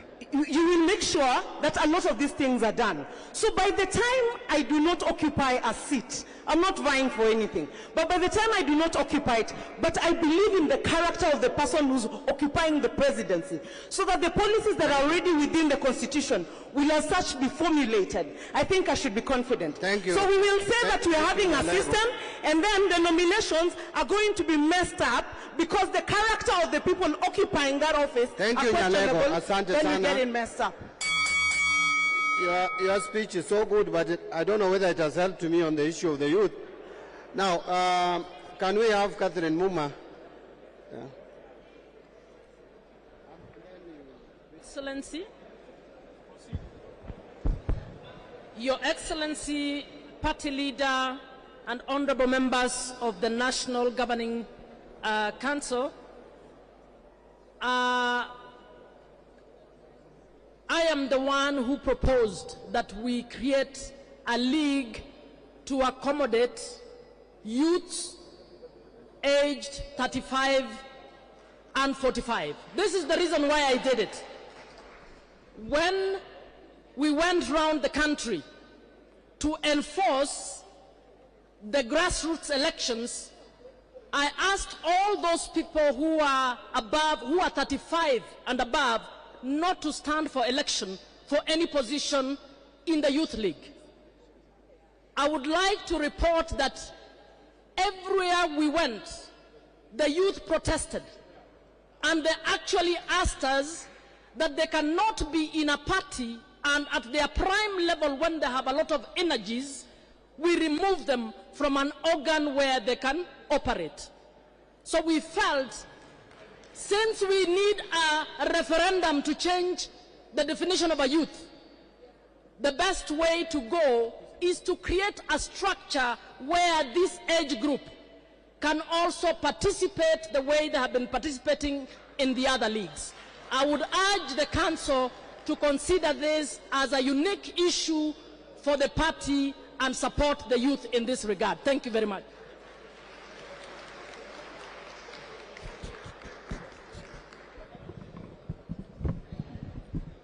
Thank you, members. As Chair consults, Your Excellency, just allow me 1 minute to speak on something that my sister Janet Ongera raised. First of all, it must be understood that any system of nomination that the party adopts must be to ensure that you actually win the seats that you are targeting. It would be foolhardy for anyone to mess with the science and then expect to come out as a winner on the other side. So what I want to do, and I want to remind my sister Janet Ongera, because we went through this process with you in Bonchari, I want to stand here as your SG to bear witness that in fact there is not a single time where the science has misled us. And those on this table can bear me witness. When we did the scientific poll in Sambweni, the results of the primary were exactly the same as what the science was telling us.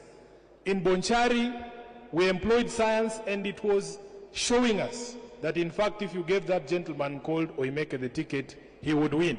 And he won. In Dabaso and in all these other by-elections, the science and the results were spot on. So I don't think there is anybody, if your interest is to make sure that when the fifth is the president, he actually has soldiers, if you mess with the science, you are shooting yourself in the foot. Thank you. Members,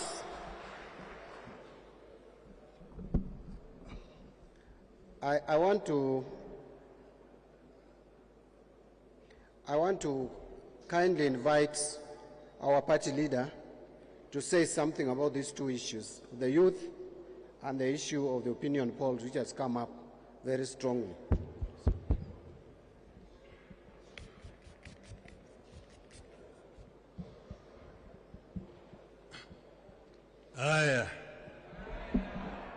Now, I really did not intend to speak at this stage, but the two issues here.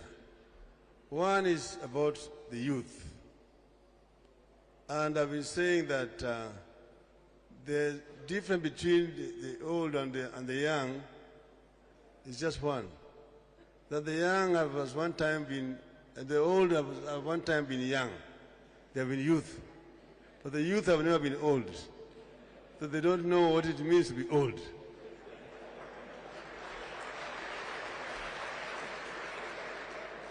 So youth is a transient status.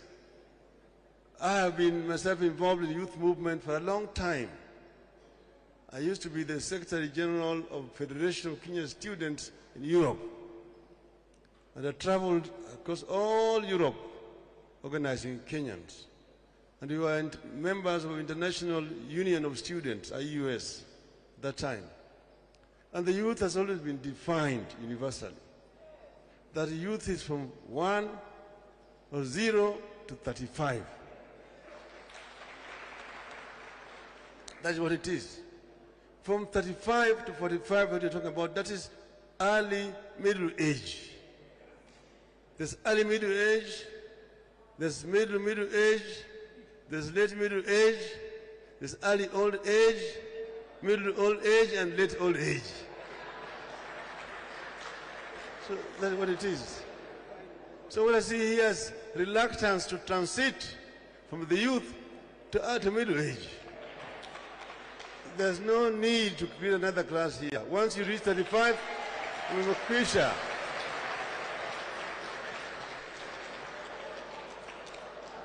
The other one about opinion poll. This is very scientific and is done actually all over the world.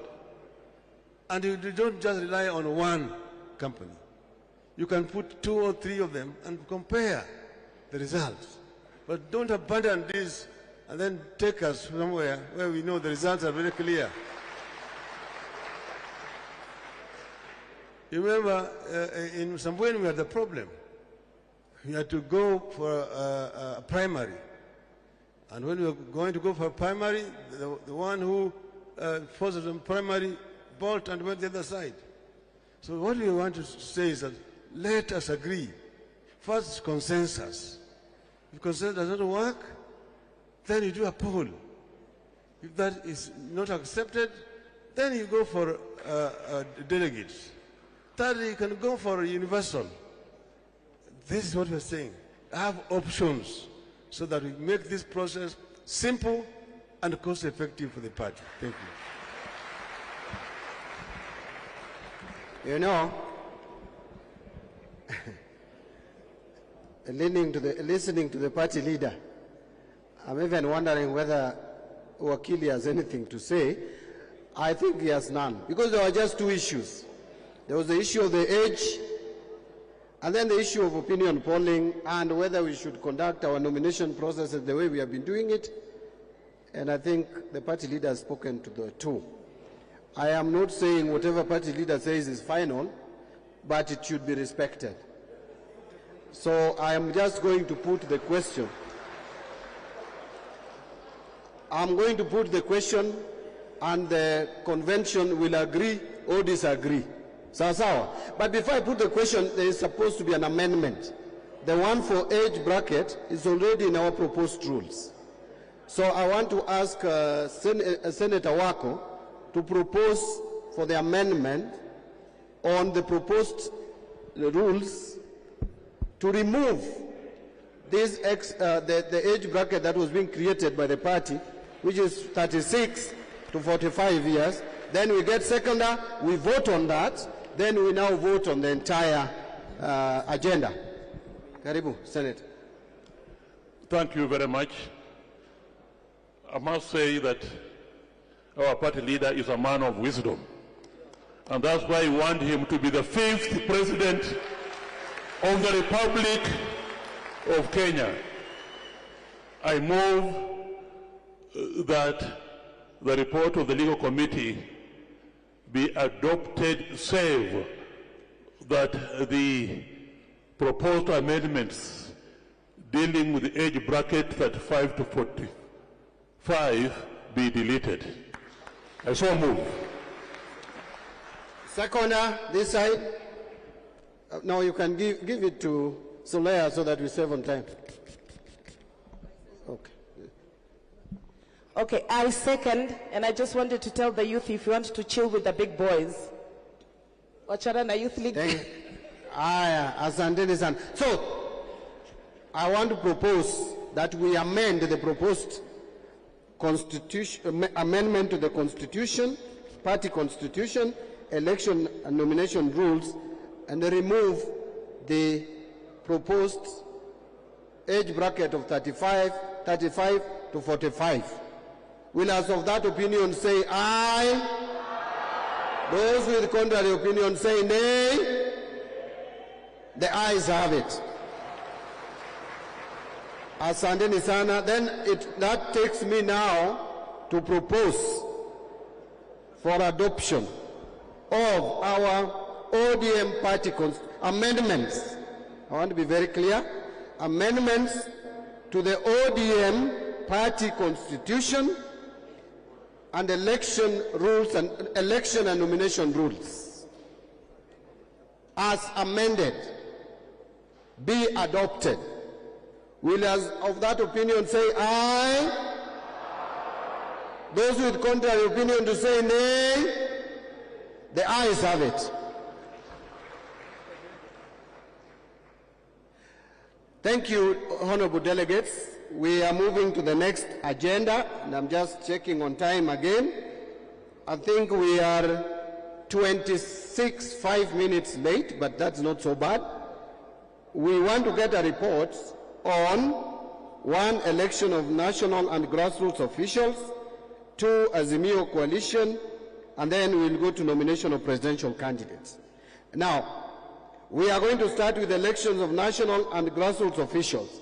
And I want to request the chair of our National Elections Board, Catherine Muma, to take the floor. Thank you. And I don't know how many minutes you are promising me. 3 minutes. Let me give you 5. Thank you, Chair.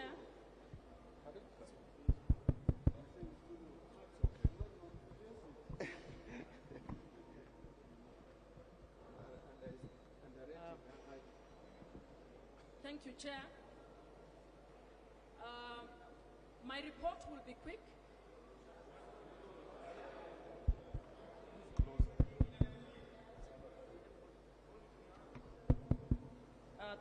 Thank you.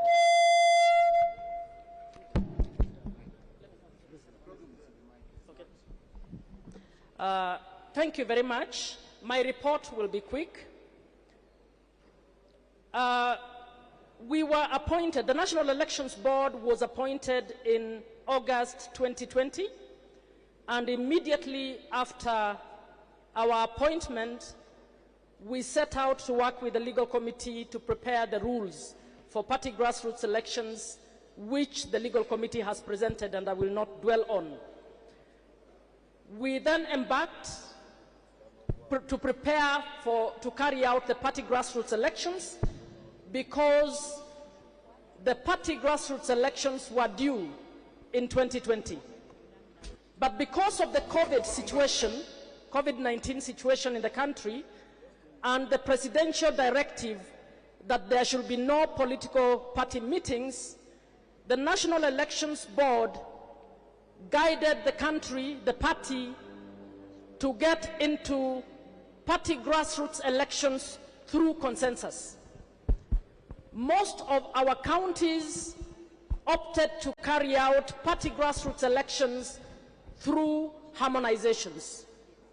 We have received the returns from all the counties on the consensus elections or harmonization, and we have had a few problems in some of the counties where we have had wrangles around which structure is the correct structure, and we have recommended to the NEC that because of the special circumstances of the elections that have been carried out in party grassroots elections, as we go to the general elections, all party members be allowed to go without us focusing on resolving any of the few wrangles that are happening in the counties, but that next year, since there is no COVID anymore, and we hope that there'll be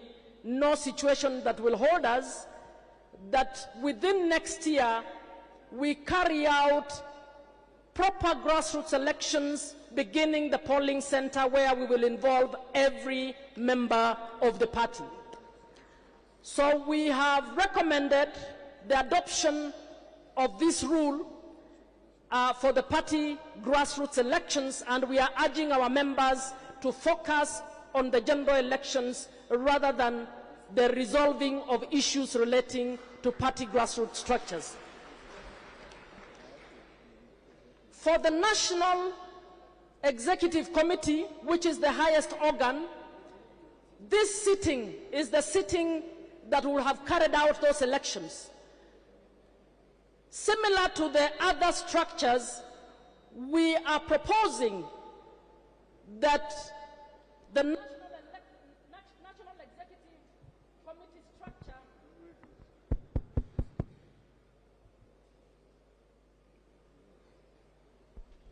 we are recommending that, similar to what we did with the other structures, there be at this sitting the harmonization of the National Executive Committee and the proper elections be carried out similarly next year when we carry out the party grassroots elections.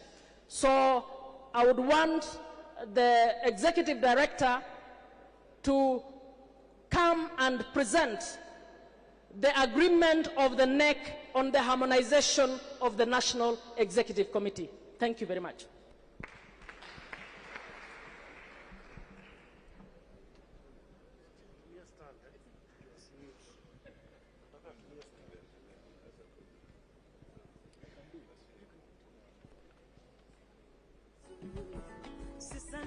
The SG will do it.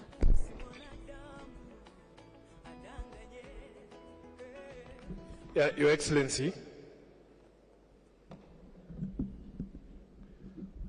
in light of that report by the Chair of the Board, which report was also presented to the National Executive Committee yesterday, we have made a proposal that requires ratification of the National Governing Council.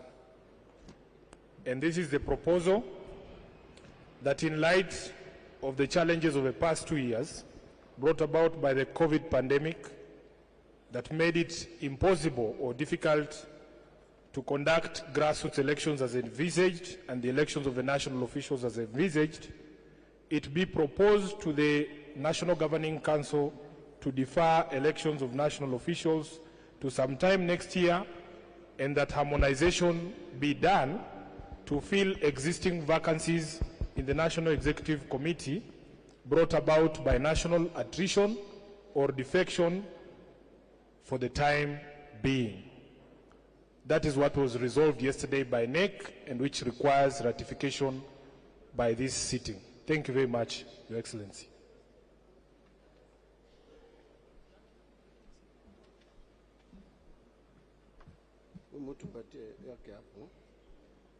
Reminded by the party leader to inform the Governing Council of the existing vacancies in the National Executive Committee.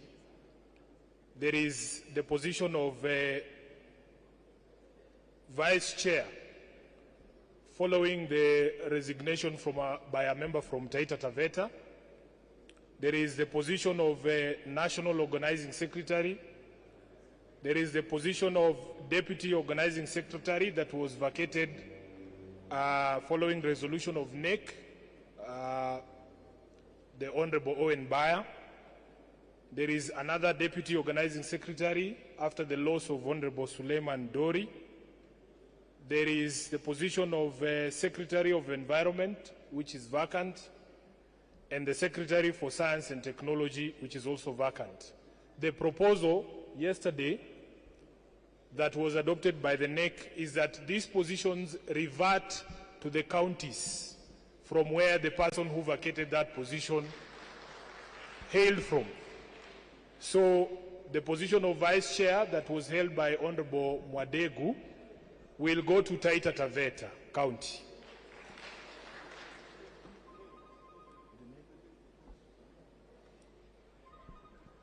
So the proposal yesterday by the National Executive Committee was to fill that vacancy by the Honorable Mwadegu exiting. We replace him with Honorable Mwaruma, who's the Senator for Taita Taveta. The National Organizing Secretary, who was from Garissa County, be replaced by Ahmed Abdisalan Ibrahim from Garissa, who is here, the only member of the MPS from Wajir. Sorry about that. The Deputy Organizing Secretary that was held by Honorable Owen Bayer be replaced by Honorable Ken Chonga. The position that was held as Deputy Organizing Secretary by the late Dori be held by Honorable Zuleika Hassan from Kwale. We propose that the Secretary for Environment be held by Stella Chepkurui, who is from Kericho County, to replace Ngeni, who is now our Director for Regional Coordination. And lastly, the position for Secretary of Science and Technology, which was held by a member from Nairobi, be replaced by Honorable Paul Ongili Babu Owino from the County of Nairobi.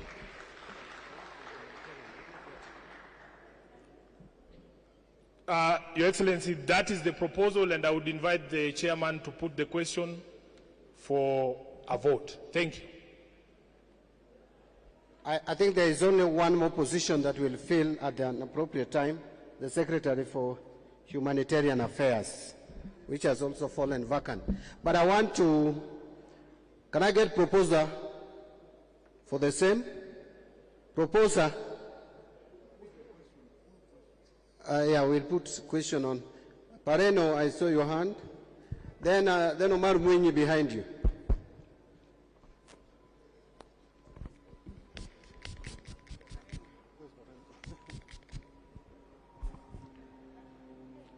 I, Judith Pareno, nominated Senator Kajiado County, hereby proposes that the amendments that have just been read be endorsed.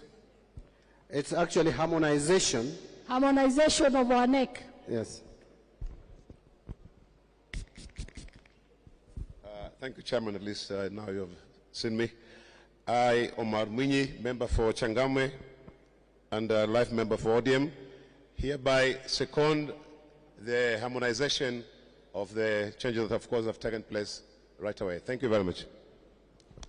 Thank you very much. So we have a proposer and a seconder for the filling of the vacant positions in NEC. So we'll ask of a similar opinion say aye. Those with contrary opinion say nay. The ayes have it.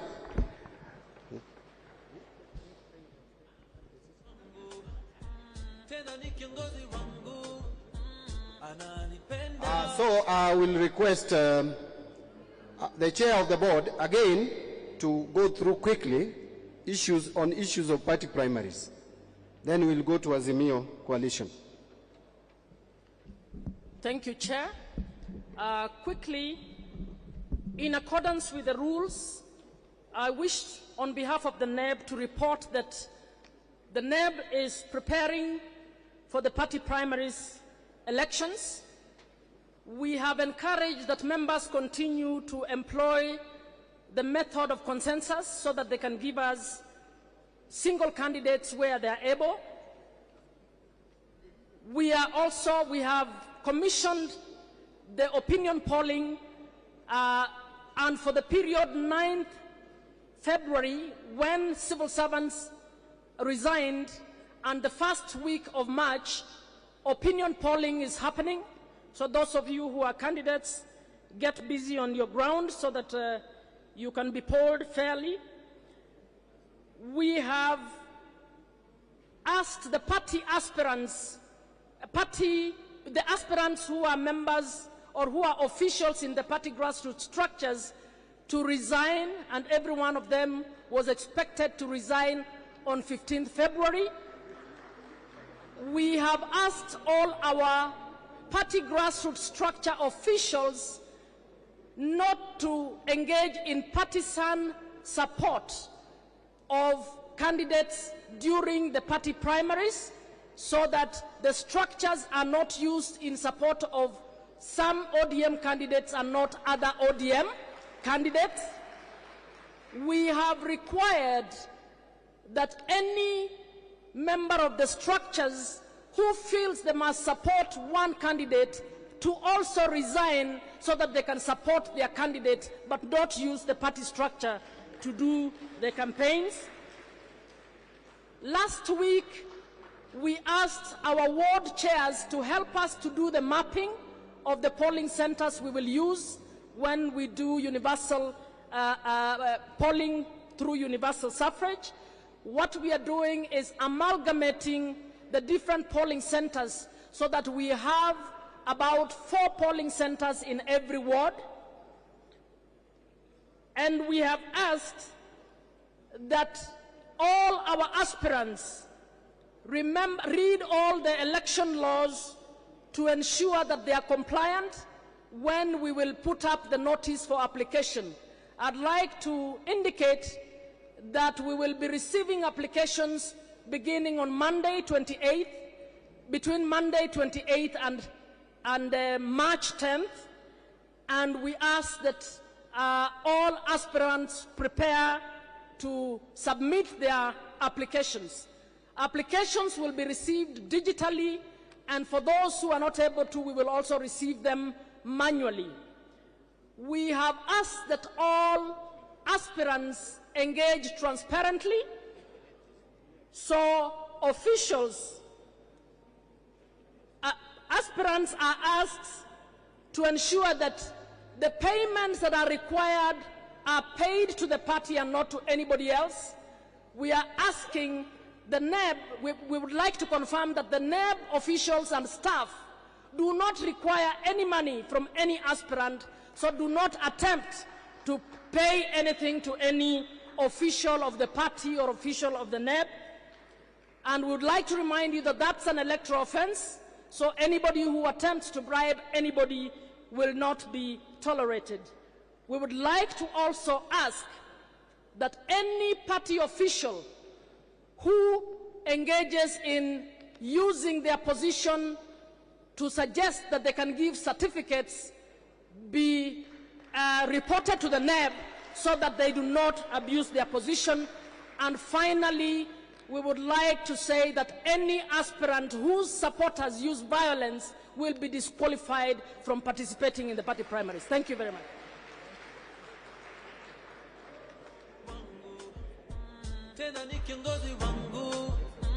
ananipenda leo kuliko jana. Members, we have a plenary. The plenary is going to come shortly. But before that, on Azimio, I just want to give like 3 minutes to Honorable Junet Mohammed, just to say a word on it, and then we will move to the next.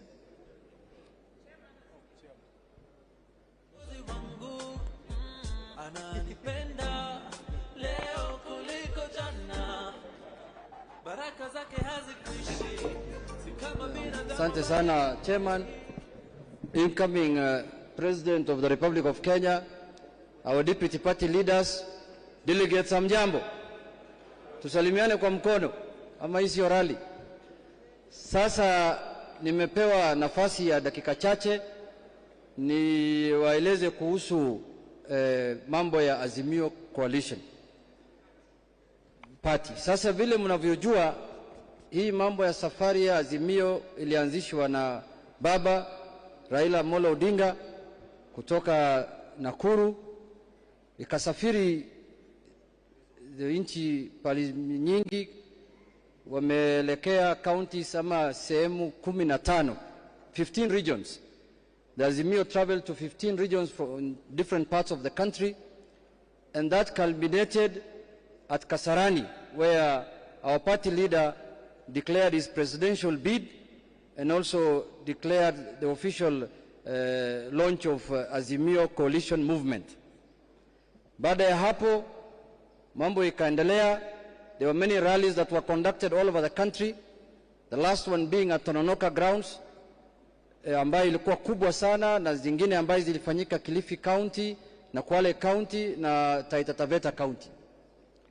Now, I want to share with you that I want first to thank the party, the ODM party, its officials, led by the chairman and secretary general and the party leader, that they have supported the Azimio movement in many ways. I don't want to mention here, but the ODM party has been a serious supporter of the Azimio movement. So now, going forward, Azimio coalition is going to be the next frontier for the next election. And that's where we are going to end up as a party, as a coalition. And the movement now is being supported by over 10 parties. Over 10 parties have subscribed to the movement as we are speaking today. And tomorrow in the National Delegates Conference of Jubilee and ODM, they were supposed to sign membership, but now it has been agreed that we are going to have a serious launch of the Azimio coalition in 2 weeks' time, God willing, where all parties that subscribe to Azimio will be invited. Now I want to request the delegates today that as the NEC has approved and the Central Management Committee, the National Governing Council to also approve that ODM becomes an anchor member with Jubilee, our founder members with Jubilee of the Azimio coalition movement. Asanteni sana. Thank you. Now, honorable delegates, I think we've had just a brief overview of Azimio la Umoja coalition as a coalition and as a party, where ODM is going to be a corporate member.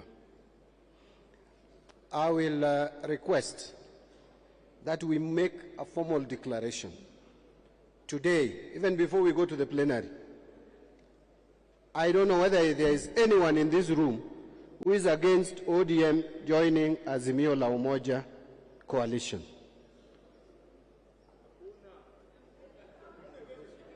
That must be, that would be the serious enemy of this party. But now, I want to ask, the deputy party leader is telling me I'm scaring them. I'm just guiding the democracy. Anyway, could we have a proposer? I can see some hand there. I hope you are, I'm restraining from using, no, let me use this lady. There is a lady here.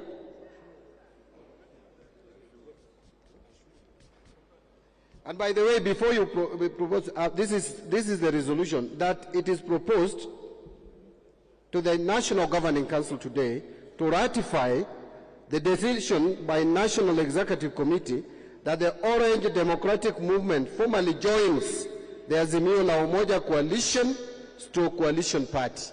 So that is what you are proposing.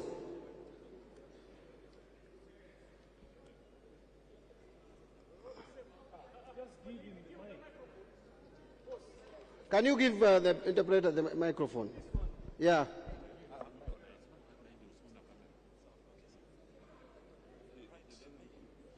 So speak for her.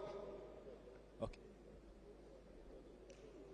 Thank you so much. Good afternoon. My name is Ashura Michael, a life member of the greatest political party in East Central Africa. And we adopt the decision made by, the resolution made by NEC and NGC that ODM joins Jubilee. We as the members have proposed to work with the Jubilee and other political parties for the prosperity. And Azimio la Umoja, joining the Azimio la Umoja as we continue our journey to State House to ensure the 5th entrance State House. Thank you. Thank you. The Speaker, the Chairman, is allowed to expunge. So we are expunging the parts talking about Jubilee, and we are talking about Azimio la Umoja party coalition. The seconder is here. No, they are next to you. Next to you, please. Yes, sir, on your left. Assalamu alaikum wa rahmatullahi wa barakatuh. No, it's Islamic. Just continue. Ignore. Address the chair, please. Okay, thank you. Yes. My name is Maliun Ali, a member of NGC, and I came from Mandera County. I will second the meeting that had been adopted that we will join Azimio la Umoja. Thank you. Now let me put the question that it is proposed to that the decision by National Executive Committee that the Orange Democratic Movement Party formally joins the Azimio la Umoja coalition or coalition of party. Will as many as of that opinion say aye? Will as of contrary opinion say nay? The ayes have it. And I want to say that all those provisions in our constitution which require two-thirds ratification, everything including the amendments to our constitution have been passed unanimously by members, and so we have met the threshold of two-thirds. I just want to make that clarification so that it goes on record. Now, I want to, our presidential candidates will be elected by National Delegates Conference tomorrow. Today, what National Governing Council is expected to do is to forward names of presidential candidates / candidates to the National Delegates Conference. Meaning we may have one candidate or we may have 2 or even 20 to propose to the NDC. It is the NDC which will come up with one presidential candidate for ODM. So I want to get for NGC to approve those who are going to contest tomorrow for presidency under the ticket of ODM.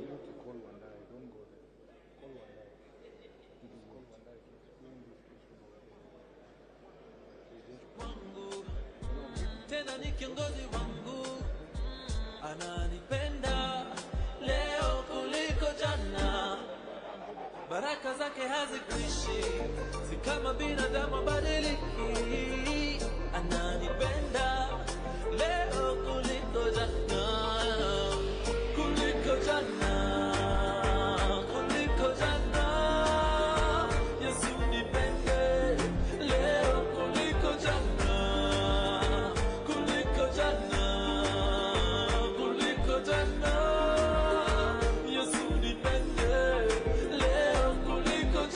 So, thank you. Yeah, just like I was saying, we are going to take some steps because we don't want to have any misstep on this.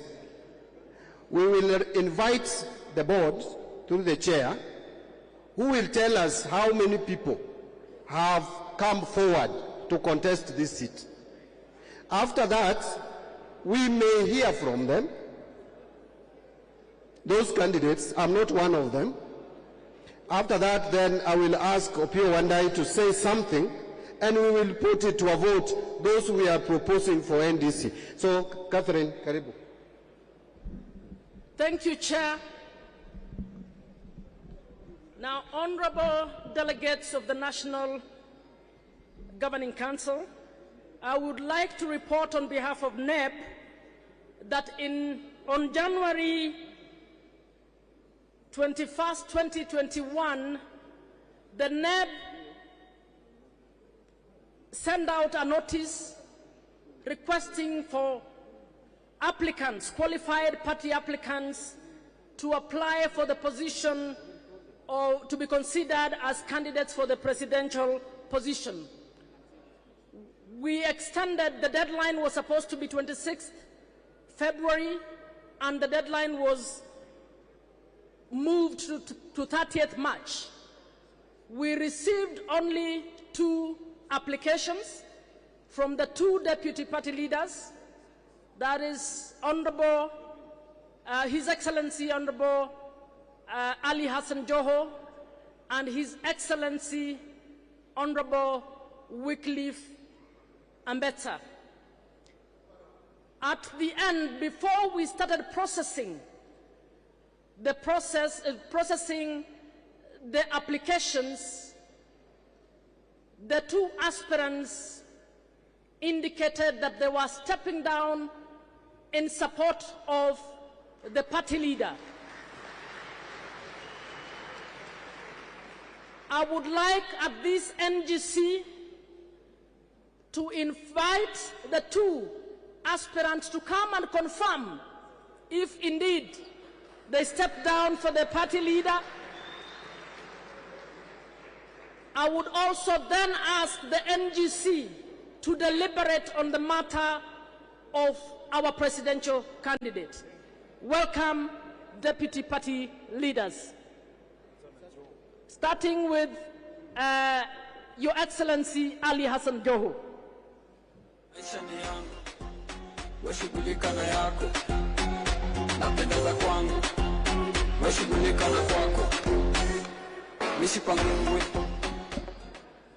Your Excellency, my party leader and the 5th President of the Republic of Kenya, unajua lazima tuseme ukweli. Mimi, Your Excellency, number 1, you're my father.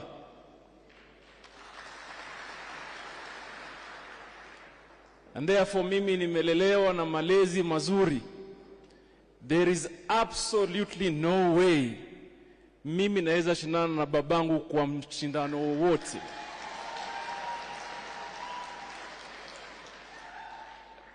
Your Excellency, we also know what you mean for us and the country at large. Your Excellency, you've been my political mentor. When I joined politics in 2004, you held me and you never left me. I take pride to have learned so many lessons in my political career from you. Your Excellency, there is absolutely no way that some of us will even have an iota of doubt that this is the moment for you. And therefore we commit with all that we have and all that we can, with all the zeal we can provide going forward, to ensure we deliver this presidency to you kwa kifua chetu. So, Your Excellency, I know the future is with us, even though we have moved from the category of the 0 to 35, but we still are young enough to keep the fight going to the future. And therefore, I want to formally here announce before the NGC that I have withdrawn my candidature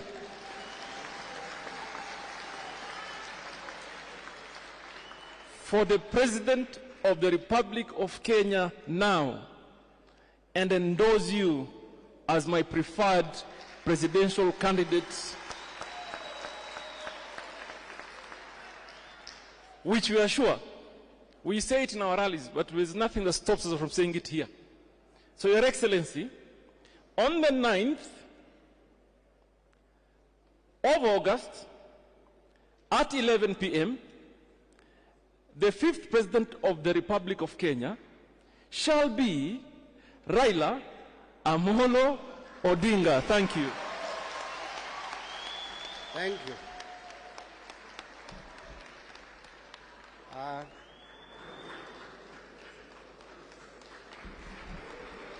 Thank you very much, our Deputy Party Leader, the Governor for Mombasa. I know there is still a space for you. You will make more remarks. You know, now you want to put me at loggerheads with my two Deputy Party Leaders. Let's deal with the 5th first. Now, there will be some space again for the two Deputy Party Leaders to make remarks, general remarks, before we call or we invite the party leader. But at this juncture, I want to ask Governor of Paranya, Wycliffe of Paranya, also to tell us.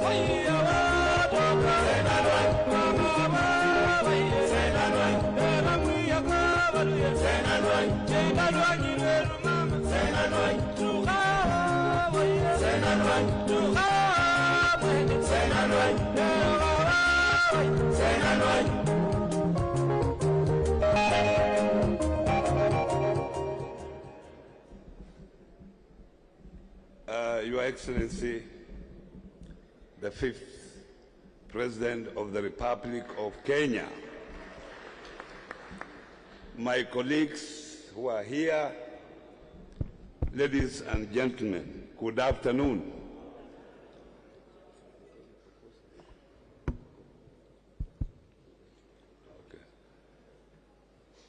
Mimi Wycliffe M-pesa of Paranya, Deputy Party Leader of ODM.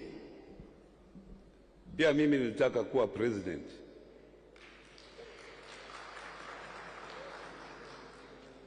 Walisema tupeleke maombi, nikapeleka maombi. Lakini tumeangalia hali ya anga.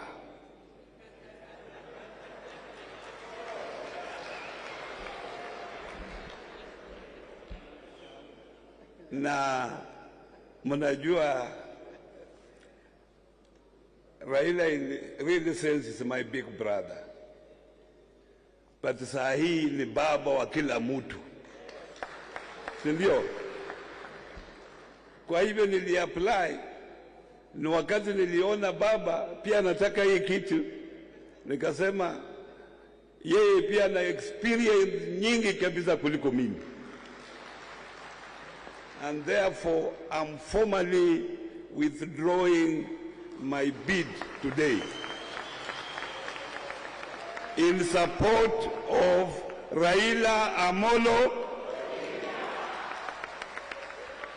Thank you very much. So before we go to the formal proposals and seconding, I will ask our Secretary for Political Affairs, Wandai, to take just 2 minutes to explain something that we discussed in NEC, and then we will pick it up from there. Your Excellency, the party leader, members of the National Governing Council, my name is Opio Wandai, Member of Parliament for Ugunja constituency and Secretary for Political Affairs of the party. Now, following the report that was tabled by NEC, to this National Governing Council meeting regarding the process relating to the party presidential candidate election. I wish now, therefore, to request the National Governing Council to note the following. 1, that the only applicants who had applied for the presidential nomination have since withdrawn their candidatures, indicating their support for the party leader, the Right Honorable Raila Amolo Odinga, to be the sole party presidential candidate. 2, that following our party leaders' consultations, following our party leaders' wide consultations with the Kenyan people in all the regions of the country, under the framework of the Azimio la Umoja initiative, the party leader was overwhelmingly petitioned by wananchi to run for the office of the President of the Republic of Kenya in the election of August 2022. 3, and accordingly, on the 10th of December 2021, our party leader, the Right Honorable Raila Amolo Odinga, did accept the invitation by the people of Kenya to run for the office of President. I wish, therefore, to move as follows. 1, that the National Governing Council notes that the only 2 applicants for nomination as ODM presidential candidates have since withdrawn their applications. And 2, that in view of number 1 above, the National Governing Council does resolve that our party leader, the Right Honorable Raila Amolo Odinga, be endorsed by the National Delegates Conference, that is tomorrow, as the ODM nominee for President under the Azimio la Umoja movement or coalition. Thank you very much, Mr. Chairman. Thank you very much, Honorable Wandai. Thank you very much. I think Wandai has been very clear. I'll read that resolution again, but before, we have to make proposer and seconder. And I would request the 2 deputy party leaders who magnanimously accepted to step down to now do the formal proposing and seconding of our presidential candidate. Honorable His Excellency Oparanya.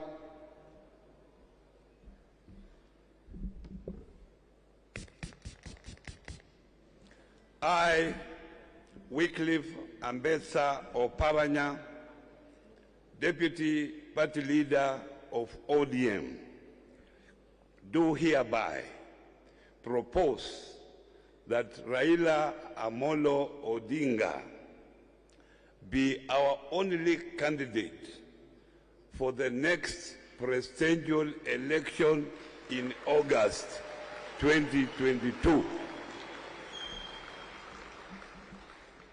And we are also giving him all the powers to go out there and negotiate with other leaders to make sure that he becomes the 5th President of the Republic of Kenya. I now invite my colleague Hassan Joho to second my proposal.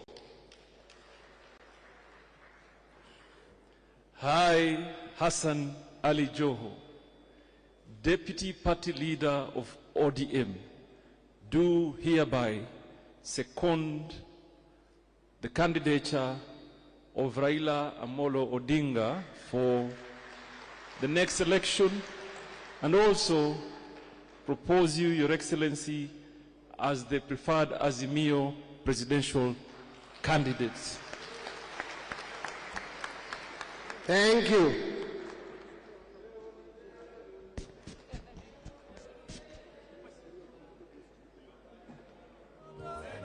So, honorable delegates, now let me put the question. That the ODM, National Governing Council, held today at the Bomas of Kenya, 25th of February 2022, do propose to the National Delegates Conference of the party that the Right Honorable Raila Amolo Odinga be the ODM nominee for presidential candidate under the Azimio la Umoja Coalition Coalition Party. Will, as of that opinion, say aye? Will, as of contrary opinion, say nay? The ayes have it. Now, honorable delegates, I think we are pressed of time because we still have quite a bit. We have 2 major items. But allow me to take the conference to the plenary. I promised you plenary, and I think a lot has been discussed. So unless we have burning issues which we can raise, what is the mood of the House? The mood of the House is tumemaliza hata na maneno ya plenary, si ndio? Yes, I think that is the mood of the House.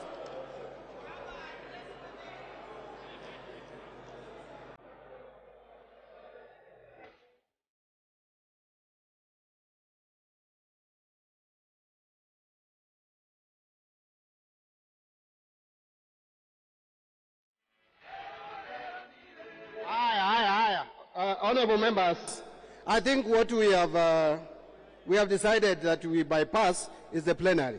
If you go to the agenda, we must have a few of us to say a word or two. That is when it becomes a national governing council. We have a few speakers, and if I give you opportunity to speak, just take a maximum of 2 minutes. If I were you, I would take 1. So that, and avoid repetition and saying the obvious. I'm starting with a representative of the county coordinating committees. I will have the Honorable George Aladwa, who is actually the chair of the chairs of coordinating committees. And Honorable Aladwa, 2 minutes. Thank you. Asante sana party leader. Kwanza na kupongeza kwa kuteuliwa kugombea kiti cha urais kwa tiketi ya chama chetu cha ODM. Ya pili, nataka kukaribisha wajumbe wote katika Nairobi, mjisikie mko nyumbani. Jambo langu kuu katika Governing Council, our party leader, kwa wenyekiti kwa niaba yao, ningelitaka wale wanagombea viti za MCAs katika ward level, wanagombea viti kwa constituency level, kwa county level, watumie structure za chama chetu cha ODM. Wale waheshimiwa machairman wasimami, wale wataresign, wapewe heshima zao, kwa sababu hao ndio wamechunga chama hizo siku zote. Mimi nimekuwa mwenyekiti wao Kenya mzima, na ni vyema kutambua kazi yao ile wanafanya, na pia vile vile makao makuu vile wamewasupport through our chairman SG. Mmesaidia machairman wetu kuwapa maoffices katika mashinani, kuona chama chetu kiko imara. Nataka kutoka sasa kuendelea mbele, tuanze campaign ya kumake sure kwamba rais wetu wa 5 wa Jamhuri ya Kenya tarehe 9 mwezi wa 8 mwaka huu ni Engineer Raila Amolo Odinga. Na kwa wale machairman wako mashinani, nataka tu kuwapatia nguvu, kuambia chama iko na nyinyi, na tutashikilia tuone kwamba chama chetu kimemarika. Asante na Mungu awabariki. Thank you, the great chair of Nairobi County. And I want to just mention those who are going to speak so that you can prepare. The next speaker will be Rhoda Katalai. I think she's from Baringo County, but she's going to speak on behalf of county women leaders. After that, we'll have Stephen Basele, who is going to speak on behalf of the youth leadership. Then we go to our Disability League. We will have the Honorable Caroline Agwanda, and then now we will come to the three leaders of our leagues. So can I have Rhoda, do we have Rhoda Katalai? Rhoda, where are you? Rhoda is at the back. I wish you came. She's there. And then these are the Stephen and Caroline, please move closer. Rhoda is from West Pokot. And Rhoda, to come here when you kindly address the delegates from up here. And so Stephen Basele, move karibu. Stephen Basele, kuja karibu. Caroline Agwanda may not move, but I think she's somewhere not very far. Where is she? Can I see her by a show of hand? She's here. And then, of course, the three chairs, you know yourself, the two presidents of our leagues. Rhoda, the floor is yours. And it is strictly 2 minutes. Rais wetu, Deputy Party Leader, Delegates, National Governors, National Governor, Ole. Mimi naitwa Rhoda Katalai. Mimi ni Women Chair kutoka West Pokot County. Sisi kama mimi naongea wa mama wote wa Kenya, wa mama ya chama. Mimi nasema hivi, baba. Sisi wa mama ya chama cha ODM, sisi tumekaa na wewe imara, hatujatingisika. Na wamama wako na wewe 100%. Mpaka mashinani. Hata ukienda hata paka kichichi, ile watu yako ya ODM wa mama wako, wanaimba tu baba. Na wanakuombea. Na sisi pia tunakuombea. Na utapata hiyo kiti baba. Mimi nauliza baba, tuko chini ya president yetu bet yangu. Kama sisi wa mama tumeumia sana, na wewe unajua tumeumia. Sasa utuangalie ile wa mama mashinani, vile tumeumia, utuangalie baba, utatuangalia namna gani? Juu sisi tunaumia, tumesimama na wewe, lazima utuangalie baba, kwa sababu sisi ni watoto yako. Na sisi hakuna male tunaenda, sisi tunakuunga 100%. Uangalie chair ladies ya county, yote 47 county. Nataka baba unominate wa mama wote wa 47 counties. Kwa sababu wanakufanyia campaign usiku na mchana, hawalali, hata wengine wamefukuzwa makwao. Lakini tunasema waacha tukae na baba. Na baba, tunaomba kabisa baba, utuangalie kama mama. Na utupatie hata gari. Thank you. Ile tunaendea, hatuna magari wa mama, huko mashinani. Utusaidie magari ile tuende tuingie kila mahali, kila nyumba. Tutafute kura. Asante sana. Thank you very much, Stephen. Where is Stephen? Asante sana, Rhoda. Your Excellency, Your Excellency, the 5th President of the Republic of Kenya, all protocol observed. Kwa majina naitwa Stephen Basele, kutoka Marsabit, kutoka jamii naitwa Warendile. Na nimeshukuru sana kwa niaba ya vijana kwa kunichagua kuzungumza kwa sababu yao, kwa niaba yao. Na sisi vijana Baba, I want to promise you that the youth are with you 100%. Sisi tuko mashinani, tutahakikisha ya kwamba one, we will mobilize all eligible voters in our regions to ensure that we deliver the Baba vote. And number two, sisi kama vijana and aswa Odm Youth League under the able leadership of Ketora, tutahakikisha ya kwamba we have a network tunaita vote protection unit, that vote ya Baba ikipigwa mashinani, tutasimama hapo, tuhakikisha imehesabiwa vizuri, imekuwa tallied, na tutaleta results kwa Chebukati kumwambia tu atangaze. That is one thing that sisi kama jeshi la vijana tutahakikishia Baba. And lastly, tunataka pia once ukikalia hiyo kiti, tunajua kwamba mara mingi umekumbuka vijana, endelea kukumbuka vijana, na pia nakukumbusha tafadhali, umekuwa baba ya jamii ya wafugaji.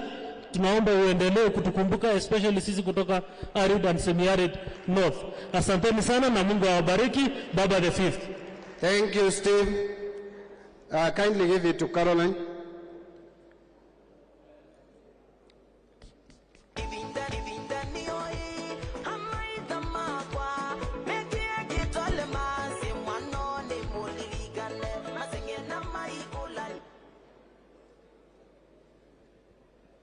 Congratulations, His Excellency, the party leader, for being nominated as the party presidential candidate.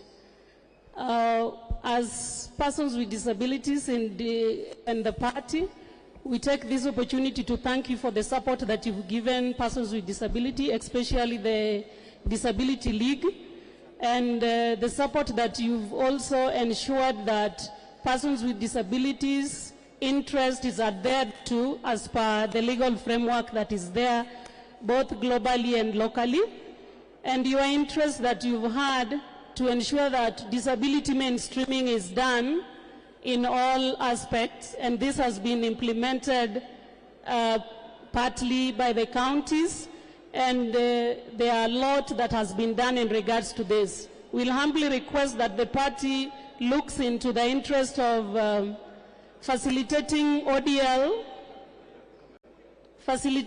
ODL offices at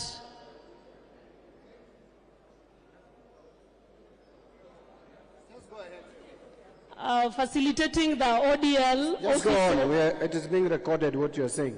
Facilitating the ODM Disability League's offices at the county to the branches, and also looking at the interest of persons with disabilities who are vying for different positions. When you'll also be giving appointive positions, we humbly request that you consider different types of disabilities at different levels. Thank you, Your Excellency. Thank you very much. Another level, I have 3 more speakers in that category. One, now we are moving to the national chairman of our Disability League, Nixon Kakiri.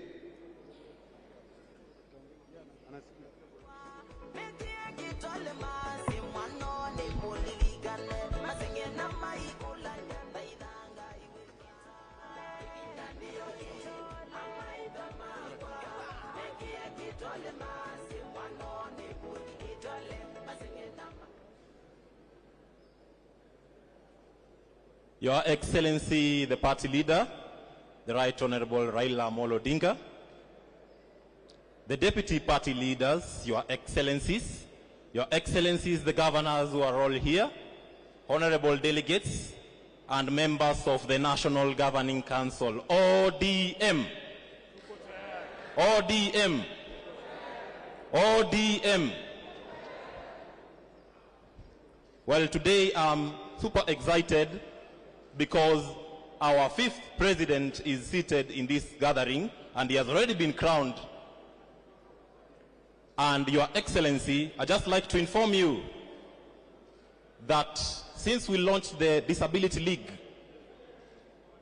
it was not yet enshrined in the Constitution, but today it has been adopted in the Constitution, and it has been confirmed.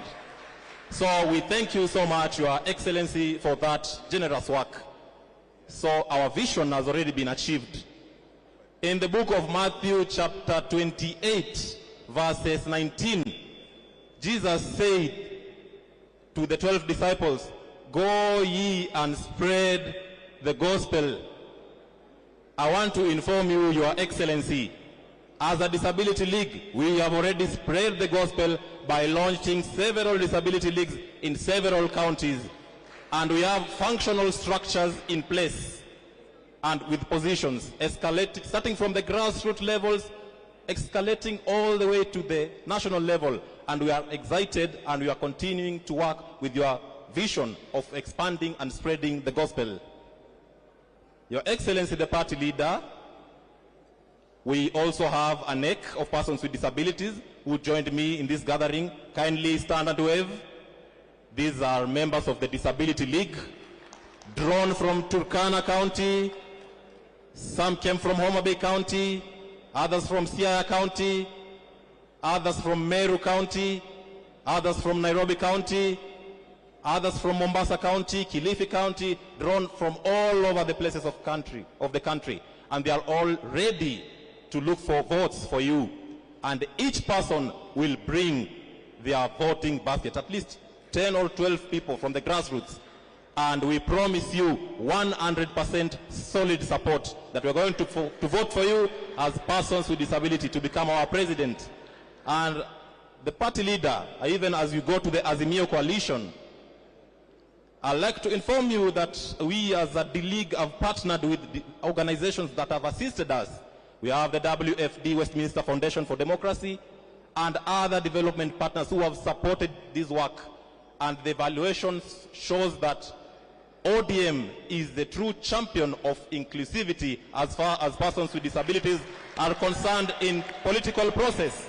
And we see we are a model that other political parties can copy from.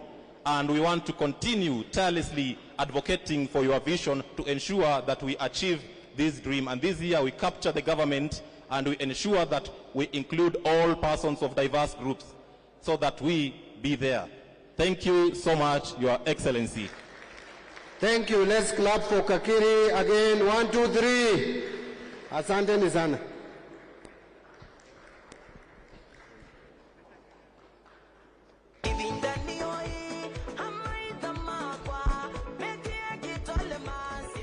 So the next speaker is going to be Ketora, who is the chairman of our Orange Youth League. Ketora, 2 minutes, then we go to the last speaker under that category. Sorry, Chairman. I've been told to use your stand. ODM. ODM. Thank you, Your Excellency, our party leader, our incoming president, our deputy party leaders, all the leaders here, honorable delegates. We are very honored today that we are here to endorse our Baba. And Baba, we say congratulations. I just want to see the neck of my youth league, Tafadhali, just wave where you are. Wilson Karanja, simama kidogo. Your Excellency, that's our organizing secretary. He was ill for almost 2 years and went through an operation at Coptic Hospital. And we are very grateful to you, sir, that through your support, your financial support, he is now well and he has joined the team. Asante. Thank you. Sit down. That's why we say he is Baba. He cares for us. Baba care. Secondly, Your Excellency, I'm a very honored and happy leader today of the young people in this country. For one thing, that our grassroots leaders, the chairmen at the branches, will be attending our NDC, the next NDC, that their proposal has been accepted. That is a good honor and a good indication that indeed you are working with us. As young people in this country, I just want to affirm and reaffirm our support. Wale waliwika, walidanganyana, walitoa pesa, wakadhani wanatushawishi. But we just want to tell them, pesa yenu tulikula, tukashiba, na vijana wote nchi yote Kenya wamerudi kwa baba yao. Ni ukweli ama si ukweli? Ni ukweli ama si ukweli? Baba, when you are the Prime Minister, the things you did, right from the Constitution to the devolution, kazi kwa vijana, and many, many other things, were indication that indeed you care for young people in this country. Thank you. Wakati wako wa kukulipa imefika. Lastly, I want to tell the Odm party. The Bible says, a cry may endure for a night, but joy comes in the morning. Our cry as an opposition party, our scars, wakati yetu ya kulia imeisha. It is our time to be happy. It is our time to have energy. It is our time to support our baba. It is our time to transform this country. Ukweli ama si ukweli? Basi ukirudi mashinani, tembea kama jeshi. Ya mwisho, Chairman. That should have been the last. Yes, the last, Chairman. Ninataka kuomba wale vijana wote wenye atafanyia kazi chama, with all dedication, you will have your reward. Ndio hii chama na election board, she will confirm. Party list itakuwa party list ya wale watu ambao wamefanyia chama kazi, si wale ambao wanatolewa kando kando. It is going to be purely reward for the young people who have worked tirelessly for this party. Asanteni, Mungu abariki. Thank you, Ketora.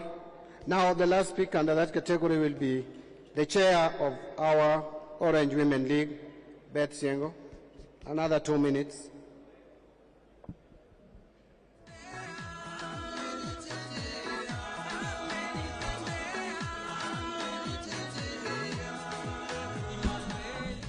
Thank you, Your Excellency, the incoming 5th President of the Republic of Kenya, all honorable delegates, good afternoon. My name is Beth Siengo, the ODM Women League President. Baba, I have very few things to say. First of all, I would like to recognize my NEC members for ODM Women League. Please, wherever you are, stand up and wave to the crowd. Those are my NEC members from across the country. Thank you. You may be seated. Secondly, Your Excellency, as Women League, we wrote a proposal to an organization called ALN, African Liberal Network, to look for support for women candidates in 2022. And we have been honored by the organization, and they have sent a representative all the way from South Africa. Nangamso Kwinana is in our midst. Please, Kwinana, stand up and wave. That lady has come from ALN in South Africa. She will be stationed in Kenya for the remaining part of this year to make sure the elections that are going to take place, women have their space. She has come to support our party, ODM, you included, Your Excellency. Then I want to say the following. Our duty as women of this nation, it is to make sure, Your Excellency, because you are going to be the presidential candidate of Azimio coalition or Azimio party, women will look for votes, women will stand with you, women will vote for you, because a vote for you is a vote for peace and prosperity for women in this nation. Secondly, Your Excellency, women of this party, ODM, commit today in this gathering that we are going to make sure we will work tirelessly to deliver ODM governors, ODM senators, ODM members of parliament, and ODM MCAs across the country. Lastly, Your Excellency, the women of the great Republic of Kenya under the ODM party, which is the greatest party East and Central Africa, are ready to make sure they will work, they will support their fellow women, and they will make sure they deliver women governors, women senators, women MPs, women MCS, all over, because we are committed to increase the number of women in leadership. Finally, Your Excellency, women are going to work tirelessly across this nation. Women are the ones who carry children in 9 months in their womb, and they deliver the 9th month. Women of this nation are expectant now, and their time to deliver has come. And the delivery date will be on 9th August 2022, when we deliver you, Your Excellency, at the State House of the Republic of Kenya. God bless.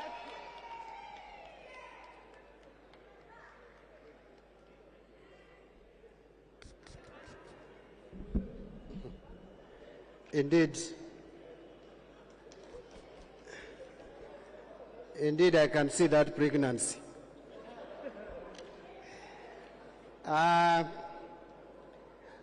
Honorable delegates, we are now moving to the next item, which is resolutions of the National Governing Council. We must make formal resolutions to the National Delegates Conference tomorrow. So the Secretary General, I'm sure,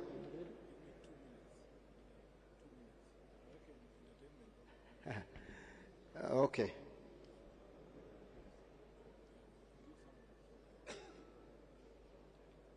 The SG has just requested me to give him 2 minutes to read the resolution, but we can take advantage of that time and request our senior here, our senior in Parliament, someone who has fought for the liberation of this country, and no, I don't want to say the other one, Senator James Agrio Orengo, who is the minority leader in the Senate, to say a word. You are saying what I didn't want to say, but karibu.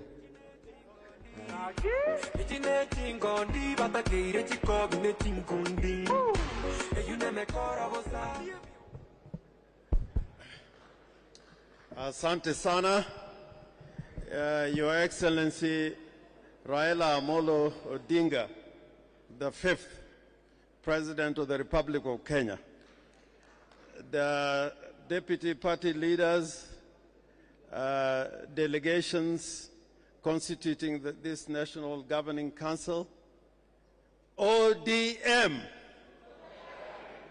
sijasikia, ODM, ODM.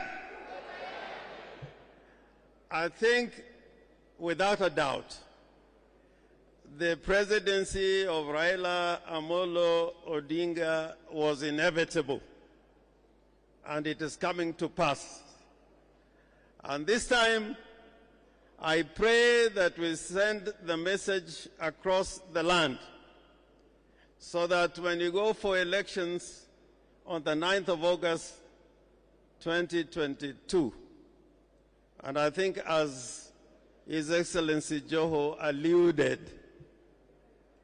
that the results of these elections will be finalized not on the 10th, but on the 9th of August 2022.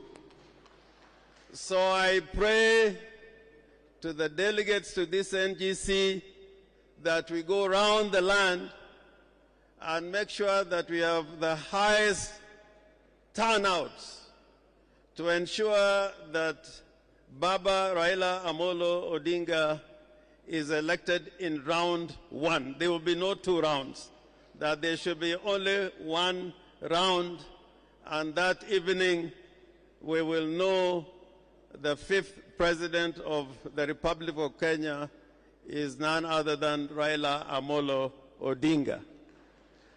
I want to finalize by saying this.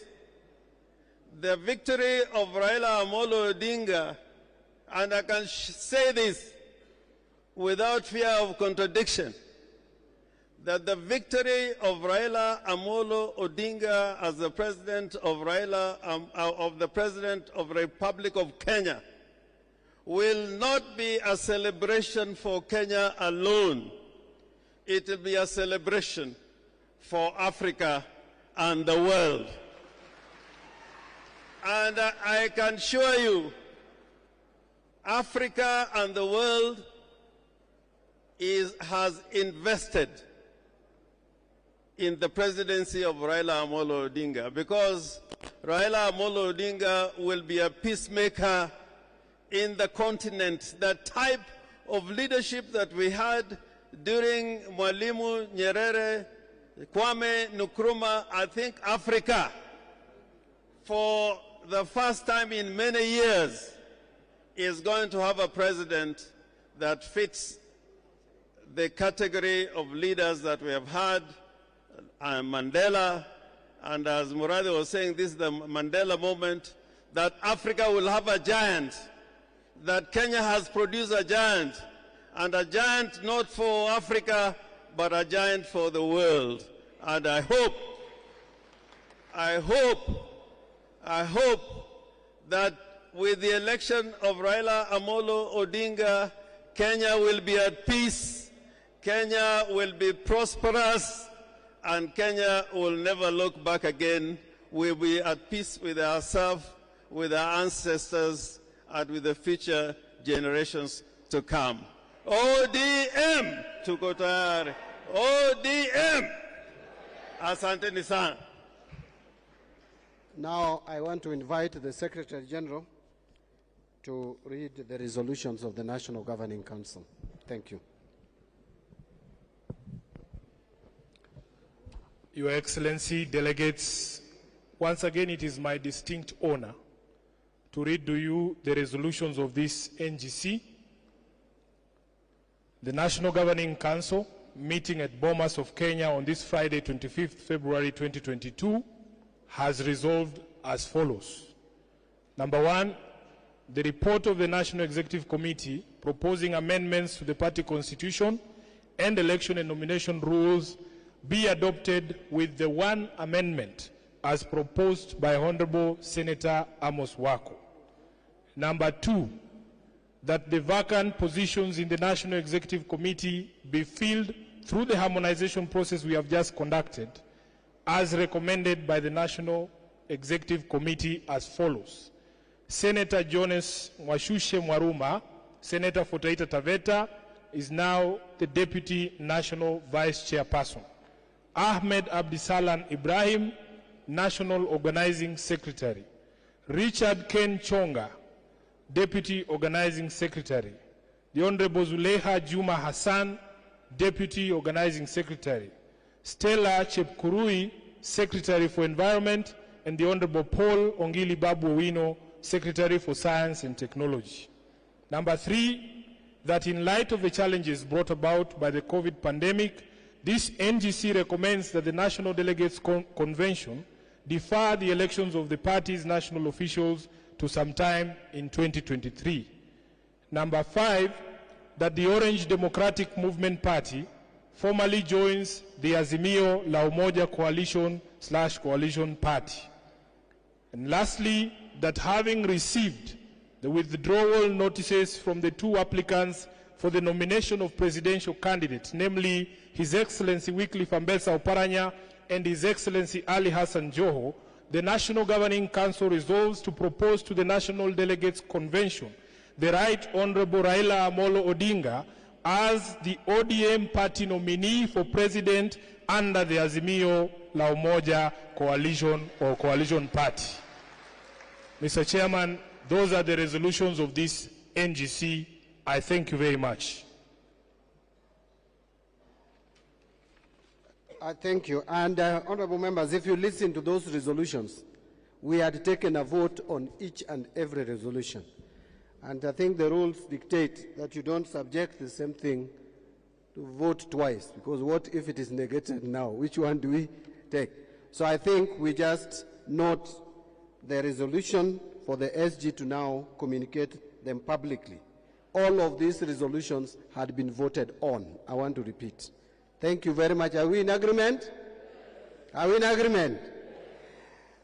Asanteni sana. As we come almost to a close, and I think this is my last time to stand here, I want to now formally move to the next level. I will invite one of our two deputy party leaders who will make quick remarks. After that, he will invite the other deputy party leader, who will now invite the party leader to make remarks. I will now not stand again. So could I take this opportunity to invite the Honorable Ali Hassan Joho. Karibu. Maisha ni yangu, wewe shughulika na yako, napendeza kwangu. Asante ndugu mwenyekiti, Your Excellency, my party leader and the 5th President of the Republic of Kenya. Allow me first of all, on my own behalf and that of the people of Mombasa, to say congratulations for your nomination to carry the flag of ODM into Azimio. Your Excellency, it may be seen, mtu anaweza kuona ni kitu rahisi sana. Lakini mimi nataka niseme, urais wako wa Kenya una maana kubwa sana kwetu sisi. Nataka niseme, ukitaka kuona Kenya yenye usawa, Kenya yenye uhaki, Kenya that has a level playing field for all of us, immaterial from where we come from, then iko mikononi kwa Raila Odinga. There are others who are imagining they can be president. But why we depart from that school of thought with them is because we know what you mean for us and what you mean for the country. Your Excellency, many people have struggled over the period. Watu wamesota. Watu wamesota kiasi cha kwamba tunataka tupate rais ambaye atabadilisha mienendo kabambe and allow opportunities for every region, every tribe, every race, every religion to be fairly represented in government. And most importantly, Your Excellency, you have allowed me space and opportunity to grow politically. I know where I have started my journey. And you've held my hand over the period. Paka leo. That is why we can comfortably say we still have the future.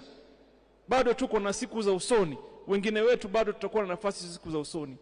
But for us to be able to achieve all that we aspire to do, we must today, and vehemently so, come out in support of Raila Amolo Odinga. Now, here elections for some of us is very personal, and I'm sure it is the same with you, because nchi yetu iko katika mikono ya hatari. Either tujitolee mhanga tuokoe taifa letu ndio tuwe na taifa bora siku za usoni, ama tufanye makosa tupoteze, ama tufanye makosa ambayo hawezi kurekebishika kwa muda mrefu. So I want to urge all of us, tafadhalini, tusichukulie hii kura inayokuja ni kama ya Raila Amolo Odinga peke yake. Tusichukulie nyepesi. Kama una mapenzi hata machache kiasi gani ya taifa lako, kama una hope ya taifa lako, kama unataka taifa yenye mwelekeo, taifa ambayo itaheshimika, then you must come out kwa njia yoyote to ensure you campaign, you fight and stand with Raila Amolo Odinga. Tumelewana paka hapo? Are we working together? Tutatembea pamoja? Na sisi tumesikia mambo mengi ambaye baba amefanya. We know Baba keeps his word. He's kept mega promises he gave to Kenyans. It is Baba that engineered free primary education in 2002. And he kept his word. It is Baba that spoke of the new constitutional order. Today, all of us are enjoying it. It is his sacrifice. Baba created devolution for us. That is why we call my brother, my elder brother, Anyang' Nyong'o, Excellency Anyang' Nyong'o. And he has a government that is, of course, interdependent, but a whole government that is running to develop people in our mashinani. So imagine Baba hasn't sat in that real seat of power and he's achieved all that we're enjoying today. Now imagine when he sits in the office of the president, as the president of the Republic of Kenya, how our lives will be transformed. Can we imagine that? Can we imagine that? Silvio, so do I have your word that from here, going forward, tutajitolea kwa hali na mali, mhanga, kwa jua, kwa mvua, kwa dhiki, kwa raha, ili Raila Amolo Odinga awe rais wetu wa 5. Tumekubaliana. Nionesheni kwa mkono, mimi nataka kuhesabu watu. Awe Junet, tumenua sana wewe, onekana wewe. Your Excellency, allow me now to invite my colleague, Wycliffe, His Excellency Wycliffe Oparanya, aseme machache, then to invite you. Thank you very much.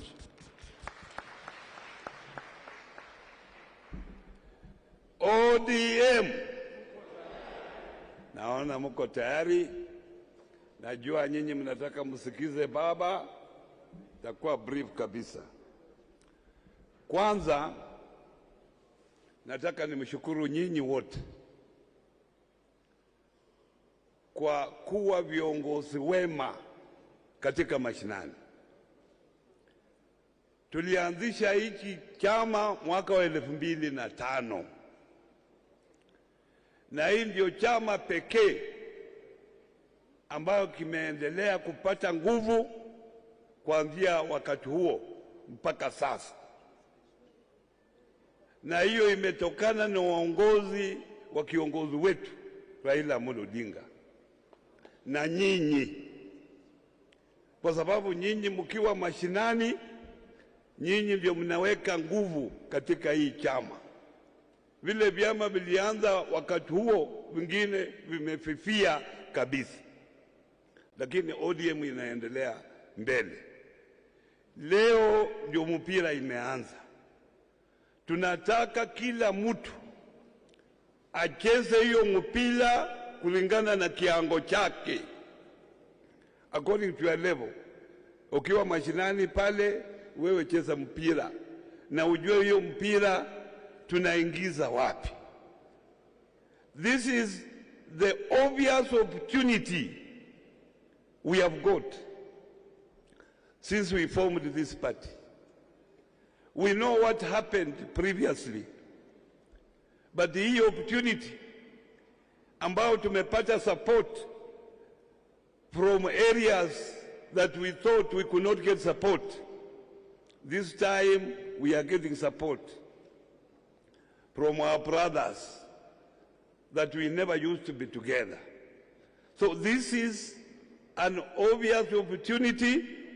Tukicheza vizuri, hiyo mpira tutaingiza tarehe 9 mwezi wa 8 ili Raila awe rais wa 5 wa Jamhuri ya Kenya. Lakini tuna challenges kama chama. Tumeongea kwa wingi kwa mambo ya nomination.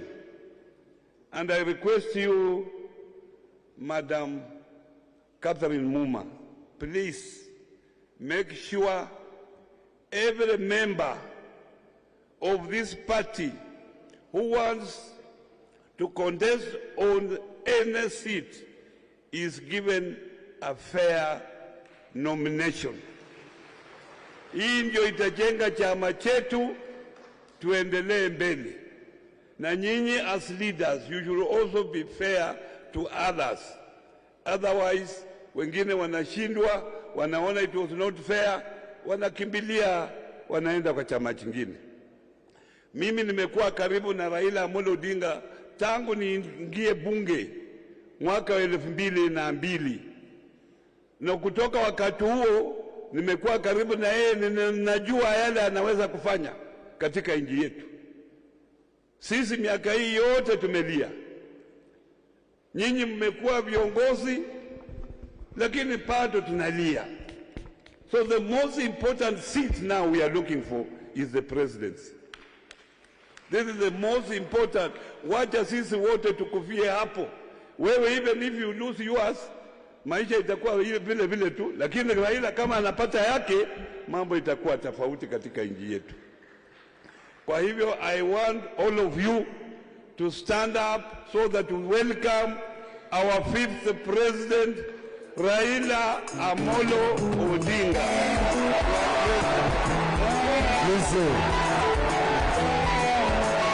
Haya, tumepelisha kofia.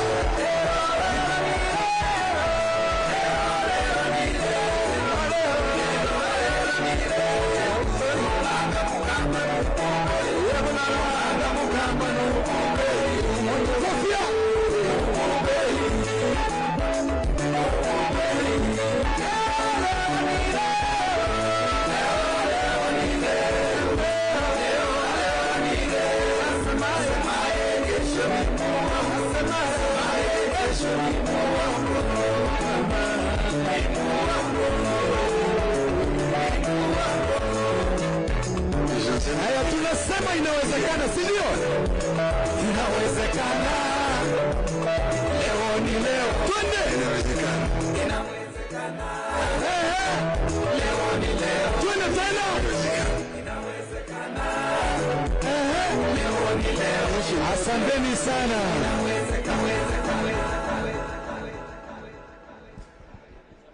Haya. ODM. ODM.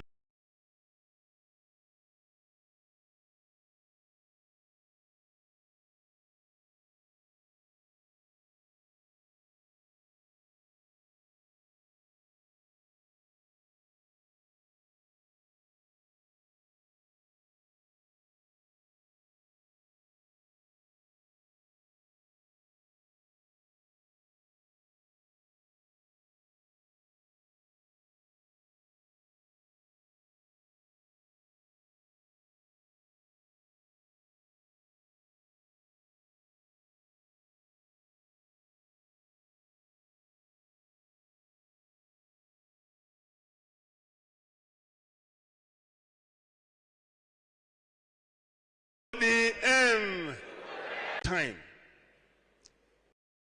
when it was not possible for us to meet, to be able to discuss issues affecting our country and how to organize our party.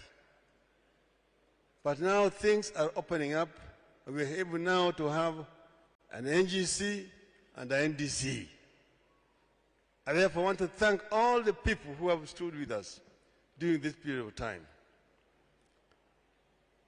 Let me first thank also those who have done what they have done over the past 4 years, pushing many other things, including the Building Bridges initiative, adopting the Azimio Umoja, and taking lead in building alliances with other parties that has led to the coming together of a number of parties to work together under the Azimio Umoja movement. But I also want to thank our members of parliament who have stood very firm during this period of time. They have done a wonderful work in parliament to get things going in parliament. I also thank our other members of the county assemblies all over the country for what they have done during this period of time.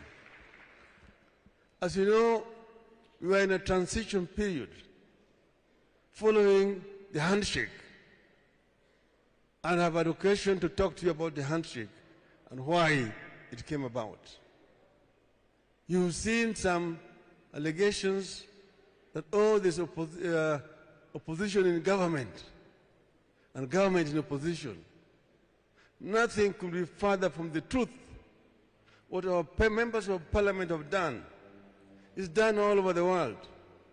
In the UK, it is called Her Majesty's Loyal Opposition, meaning that the opposition is there to call the government on check.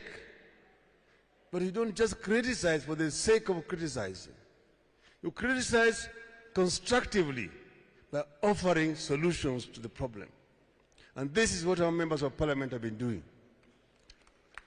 So they have continued to point out things which are not right, at the same time supporting things which are right, also making concrete proposals as to how things should be done. So therefore I feel very proud with the performance of our members of parliament. We want to show that we as a party are a party that is organized, that has got a clear ideology, how we want this country to move forward, going forward. I know that it has not been easy all over the place. We have also had problems with the county governments. Our governors know they have not been able to have adequate resources to be able to perform the tasks that the people expect of them.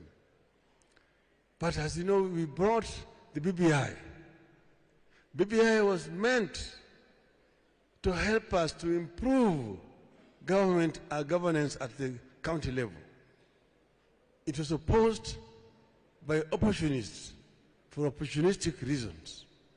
And that's why we said reggae is on half time, reggae will come back again. We are now preparing to go to the elections.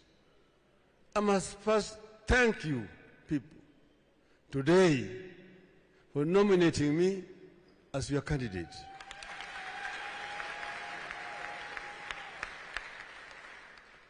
I initially was very reluctant, as you know. So I said, before I do anything else, I will first travel the length and the breadth of the country and ask the people of Kenya, Baba endelee siendelee? Baba endelee siendelee? That was the answer. And that is why on the 10th of December, I actually responded to the request of the people of Kenya. We are going to work together with the other partners.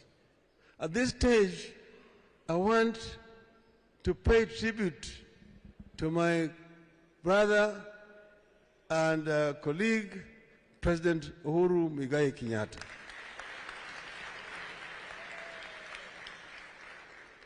As you know, we were on opposite sides in the elections. And we all know what happened. The crisis that followed the repeat presidential elections, when we took hard stands, and our people were on the streets, and we had people dying, we had people wounded in hospitals. The expenses were high. But we said we would continue. And we had also boycotts of certain products. And our supporters responded effectively. So there was a crisis. People had drawn maps of Kenya, the People's Republic of Kenya, and the Republic of Kenya. Let us now move on, print our currency, and start to run our country. Under those circumstances, we came together and we had very, very extensive discussions. Journey down the memory lane. As a result of that, we agreed with my brother Uhuru Kenyatta that Kenya is bigger than all of us. And therefore, we must come together to bring the people of Kenya together. On that basis, we prepared a memorandum of understanding and shook hands, the handshake. And we said we will work together in this to bring the country together. And Uhuru has never deviated from what we agreed. Some people went there and said, oh, Uhuru is cheating you, he will abandon you. I told them, I know he will not. I was certain because we had had a very deep conversation. And we agreed that this country needs to be moved to where the ancestors wanted it to be. That is captured in our national anthem. A land where plenty is found within its borders. That is what has eluded us. And in the process of in the course of this, in spite of obstacles that he has experienced within his government, he has tried to steer the country to that direction. Now you said, when we take over, we will continue the work that he has started and move on, and that this bond will not die with the elections. Elections are just going to strengthen it, and we will work together going forward. So it is change and continuity.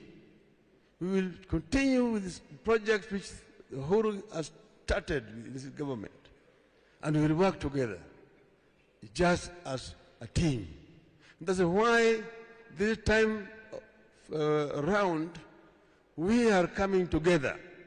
We are bringing the ODM together with Jubilee to form the Azimio la Umoja. And we are inviting other parties to join Azimio la Umoja. So today you have just nominated me as an ODM candidate for the Azimio la Umoja. Other parties don't want to join are also free to nominate their candidates for Azimio la Umoja. Then we are going to have the mother of them all. They will bring our people, they will bring their people, and then we will then eventually now come out with a candidate for Azimio la Umoja. That is how it has been agreed. So tomorrow we are going to have our National Delegates Convention.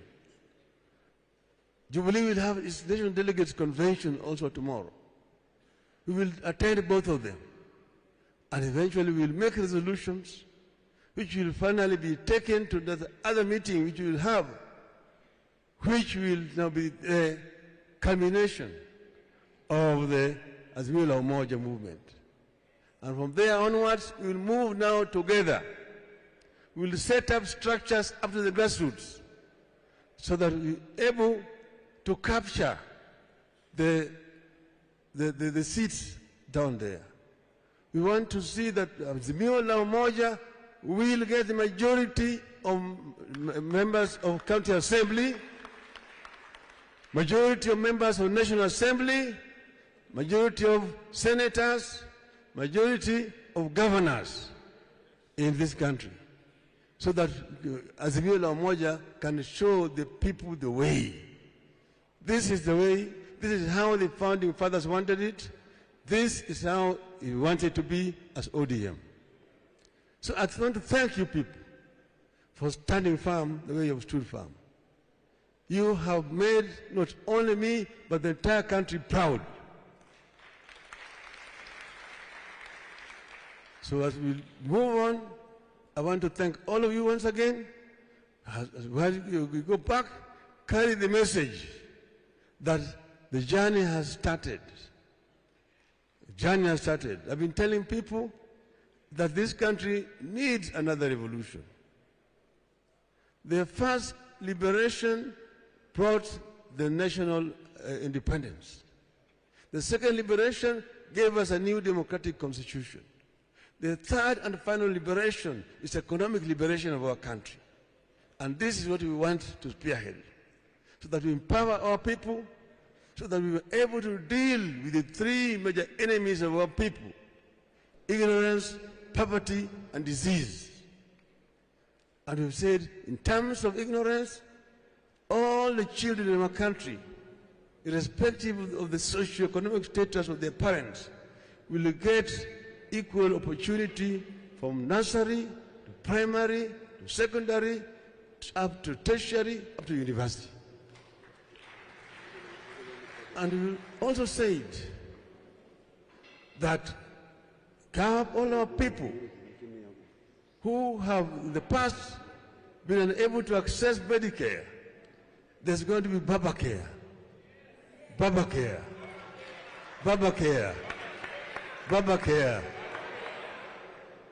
Baba Care will bring all our people into a health insurance scheme so that they can be able to access treatment whenever they are sick, even if they don't have money. We have also said we will support our youth to get proper employment.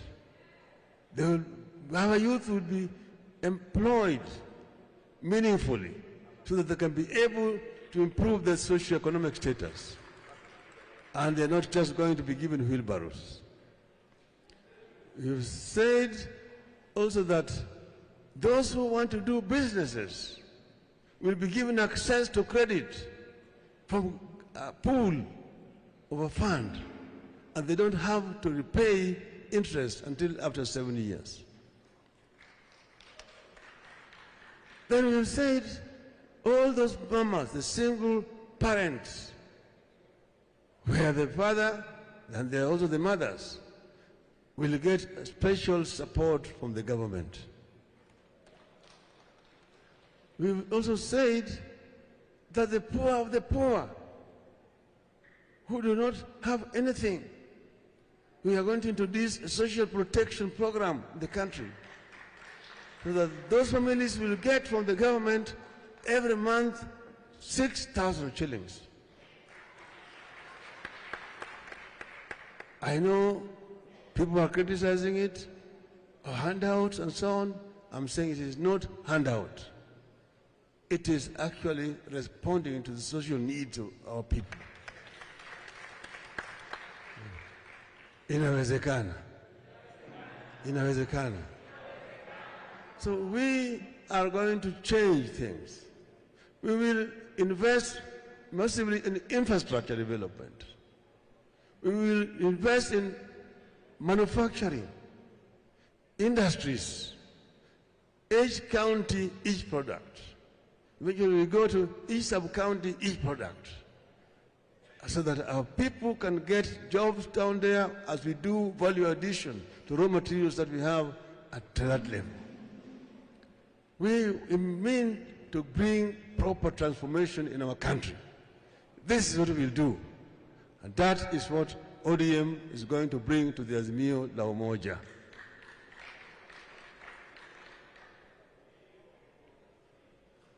Tuko hapa na Kangumu. Fred Gumu yuko hapo. Wapapi I'm reminded. Then yuko hapa na Mpuru Aburi. That is the leader of a party called Mpehu. Ati yeye alikuwa mwanachungwa akatoroka. But welcome, karibuni sana.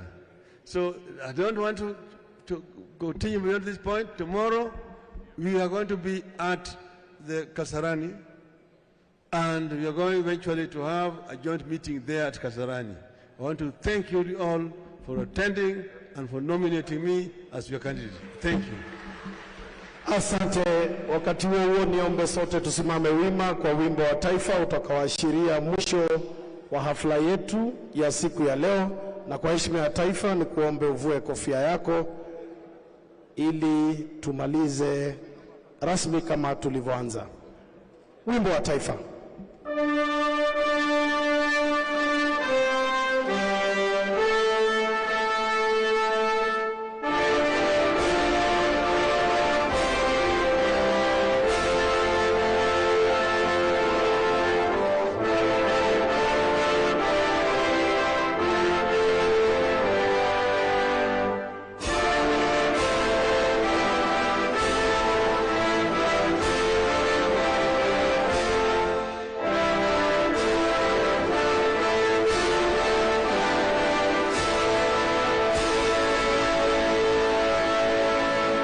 ningeomba tusalie tumeketi tunapomruhusu kinara wetu kuondoka. Tusalie watulivu katika viti vyetu huku tukielekezwa na nyote. Ni wakumbushe kwamba katibu ameandaa chakula cha mchana, mutaelekezwa na maafisa wetu wa itifaki sehemu ya chakula hiyo. Asante.